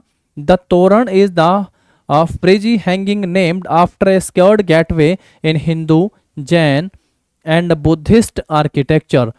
तोरण भी, गोपुरम भी, दोनों ही नाम आप सबको यहाँ से ध्यान रख लेने हैं। आगे बढ़ते हैं फिर इसके बाद नेक्स्ट पे आते हैं। नेक्स्ट देखिएगा, बादामी के गुफा मंदिर। बादामी गुफा मंदिर बादामी कर्नाटक में स्थित हिंदू और जैन गुफा मंदिरों का एक परिसर हो गया है। बादामी कहाँ पे है? कर्नाटक में। और कहाँ के गुफा मंदिरों का एक परिसर हो गया है ये? तो जैन गुफा मंदिरों का एक परिसर है। ध्यान रखेंगे, हिंदू और जैन गुफाएं भारतीय रॉक कट वास्तुकला के महत्वपूर्ण एग्जाम्पल हैं। विशेष रूप से बादामी जो है वो चालुक्य वास्तुकला है। बादामी गुफा मंदिरों का निर्माण किसने करवाया था? मंगलेश ने करवाया था। किसने करवाया था? मंगलेश। अगर आप सब नहीं जानते हैं मंगलेश के बारे में, मैं तुम्हें थोड़ा आप सबको बता दूं। जब हम लोग चालुक्य वंश पढ़ के आते हैं, आप सबने पुलकेशिन सेकंड का तो नाम सुना ही होगा, पुलकेशिन द्वितीय। पुलकेशिन द्वितीय और हर्षवर्धन के बीच नर्मदा नदी के किनारे युद्ध होता है और इस युद्ध की जानकारी ऐहोल अभिलेख में मिलती है। तो पुलकेशिन द्वितीय का जो चाचा था वो मंगलेश था। पुलकेशिन द्वितीय और चाचा मंगलेश के बीच गृह युद्ध भी होता है। मंगलेश का भाई पुलकेशिन फर्स्ट जो है वो संस्थापक हुआ था। उसकी मृत्यु के बाद जब पुलकेशिन द्वितीय छोटा था तो राजा मंगलेश बनता है और मंगलेश अपने बेटे को जो राजा बनाना चाहता है। इसी वजह से आप समझिए इनके दोनों के बीच जो एक गृह युद्ध होता है। तो इसी में पुलकेशिन द्वितीय की विजय होती है। तो बादामी के गुफा मंदिरों का निर्माण किसने करवाया था? मंगलेश ने करवाया था। बादामी गुफा मंदिर, कहीं एकदम से मंगलेश नाम सुने और आप समझें कि हमने तो पहली बार ही सुना है, तो बहुत ज्यादा उल्लेख तो यहाँ पे नहीं मिलता है। Badami cave temples. The Badami cave temples are a complex of Hindu and Jain caves temples located in Badami, Karnataka. The caves are important examples of Indian rock cut architectures, especially Badami Chalukya architecture. Badami cave temples were built by Manglesha. तो किसके द्वारा बनाए गए थे? तो मंगलेश के द्वारा जो है ये मंदिर बनाए गए हैं। चलिए आगे बढ़ते हैं। फिर इसके बाद हम लोग यहाँ से आप जो बादामी गुफा मंदिरों का इमेज को देख सकते हैं। चलिए नेक्स्ट देखिए दोस्तों, इसके बाद रुद्रेश्वर मंदिर, वैश्य शैली में रुद्रेश्वर मंदिर है हमारे पास। आगे नेक्स्ट में रुद्रेश्वर मंदिर का निर्माण 1213 ईस्वी में किसने? काकतीय साम्राज्य के शासनकाल के दौरान काकतीय राजा गणपति देव के सेनापति रेचेरला रुद्र के द्वारा किया गया था। रुद्रेश्वर मंदिर किसने बनवाया? रेचेरला रुद्र ने। किस वंश में बात कर रहे हैं? तो काकतीय साम्राज्य के शासनकाल के दौरान बनाया गया था। काकतीय राजा गणपति देव के सेनापति, गणपति के सेनापति रेचेरला रुद्रा के द्वारा जो है रुद्र के द्वारा रुद्रेश्वर मंदिर का निर्माण करवाया गया था। यहाँ के पीठासीन देवता रामलिंगेश्वर स्वामी हैं। कौन है? रामलिंगेश्वर स्वामी। 40 साल तक मंदिर में काम करने वाले मूर्तिकार के नाम पर इसे रामप्पा मंदिर का नाम भी दिया जाता है। किस नाम से जाना जाता है दोस्तों? इसे रामप्पा मंदिर भी कहा जाता है। रामप्पा मंदिर जो है दोस्तों भारत के किस राज्य में स्थित हो गया है? तो रामप्पा मंदिर हम लोग पढ़ के आते हैं तेलंगाना में। रामप्पा मंदिर, इसको जो है यूनेस्को में भी शामिल कर लिया गया था। यूनेस्को 2019 पढ़ के आते हैं, 2021 में शामिल कर लिया गया था। रामप्पा मंदिर तेलंगाना का और धोलावीरा जो है, इन दोनों को यूनेस्को में शामिल कर लिया गया था। दोनों एक साथ आए थे ना ये। चलिए यहां से हम लोगों ने 2 पॉइंट को जान लिया कि रुद्रेश्वर मंदिर जो है 1213 ईस्वी में किस वंश के शासनकाल के दौरान? काकतीय वंश के शासनकाल के दौरान। राजा का नाम क्या था? गणपति देव। तो गणपति देव के सेनापति कौन थे यहाँ पे? तो रेचेरेला रुद्र के द्वारा जो इसका निर्माण करवाया गया था। यहाँ के पीठासीन देवता कौन हो गए? तो रामलिंगेश्वर स्वामी हो गए हैं पीठाश्वर मंदिर।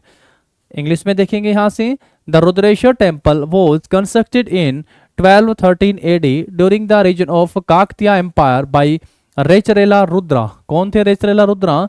ए general of Kakatiya king Ganapati Deva. तो गणपति देव के जो है जनरल हो गए थे, सेनापति। The presiding deity here is Ramalingeshwar Swami. तो किस देवता संबंधित हो गए? तो Ramalingeshwar Swami. Next, it is also known as Ramappa temple. किस नाम से भी जाना जाता है? तो रामप्पा टेम्पल के नाम से भी जाना जाता है। After the sculptor who executed the work in the temple for 40 year, जिन्होंने 40 साल तक जो है यहाँ पे काम करा, उन्हीं के नाम पर जो है इसका नाम रामप्पा मंदिर भी रख दिया गया है। चलिए रुद्रेश्वर मंदिर हुआ हमारा काकतीय वंश के शासन काल के दौरान बनवाया गया। आगे बढ़ेंगे और यहाँ से हम लोग जो है रुद्रेश्वर मंदिर को देखेंगे, रुद्रेश्वर टेम्पल। ठीक है मेरे दोस्तों,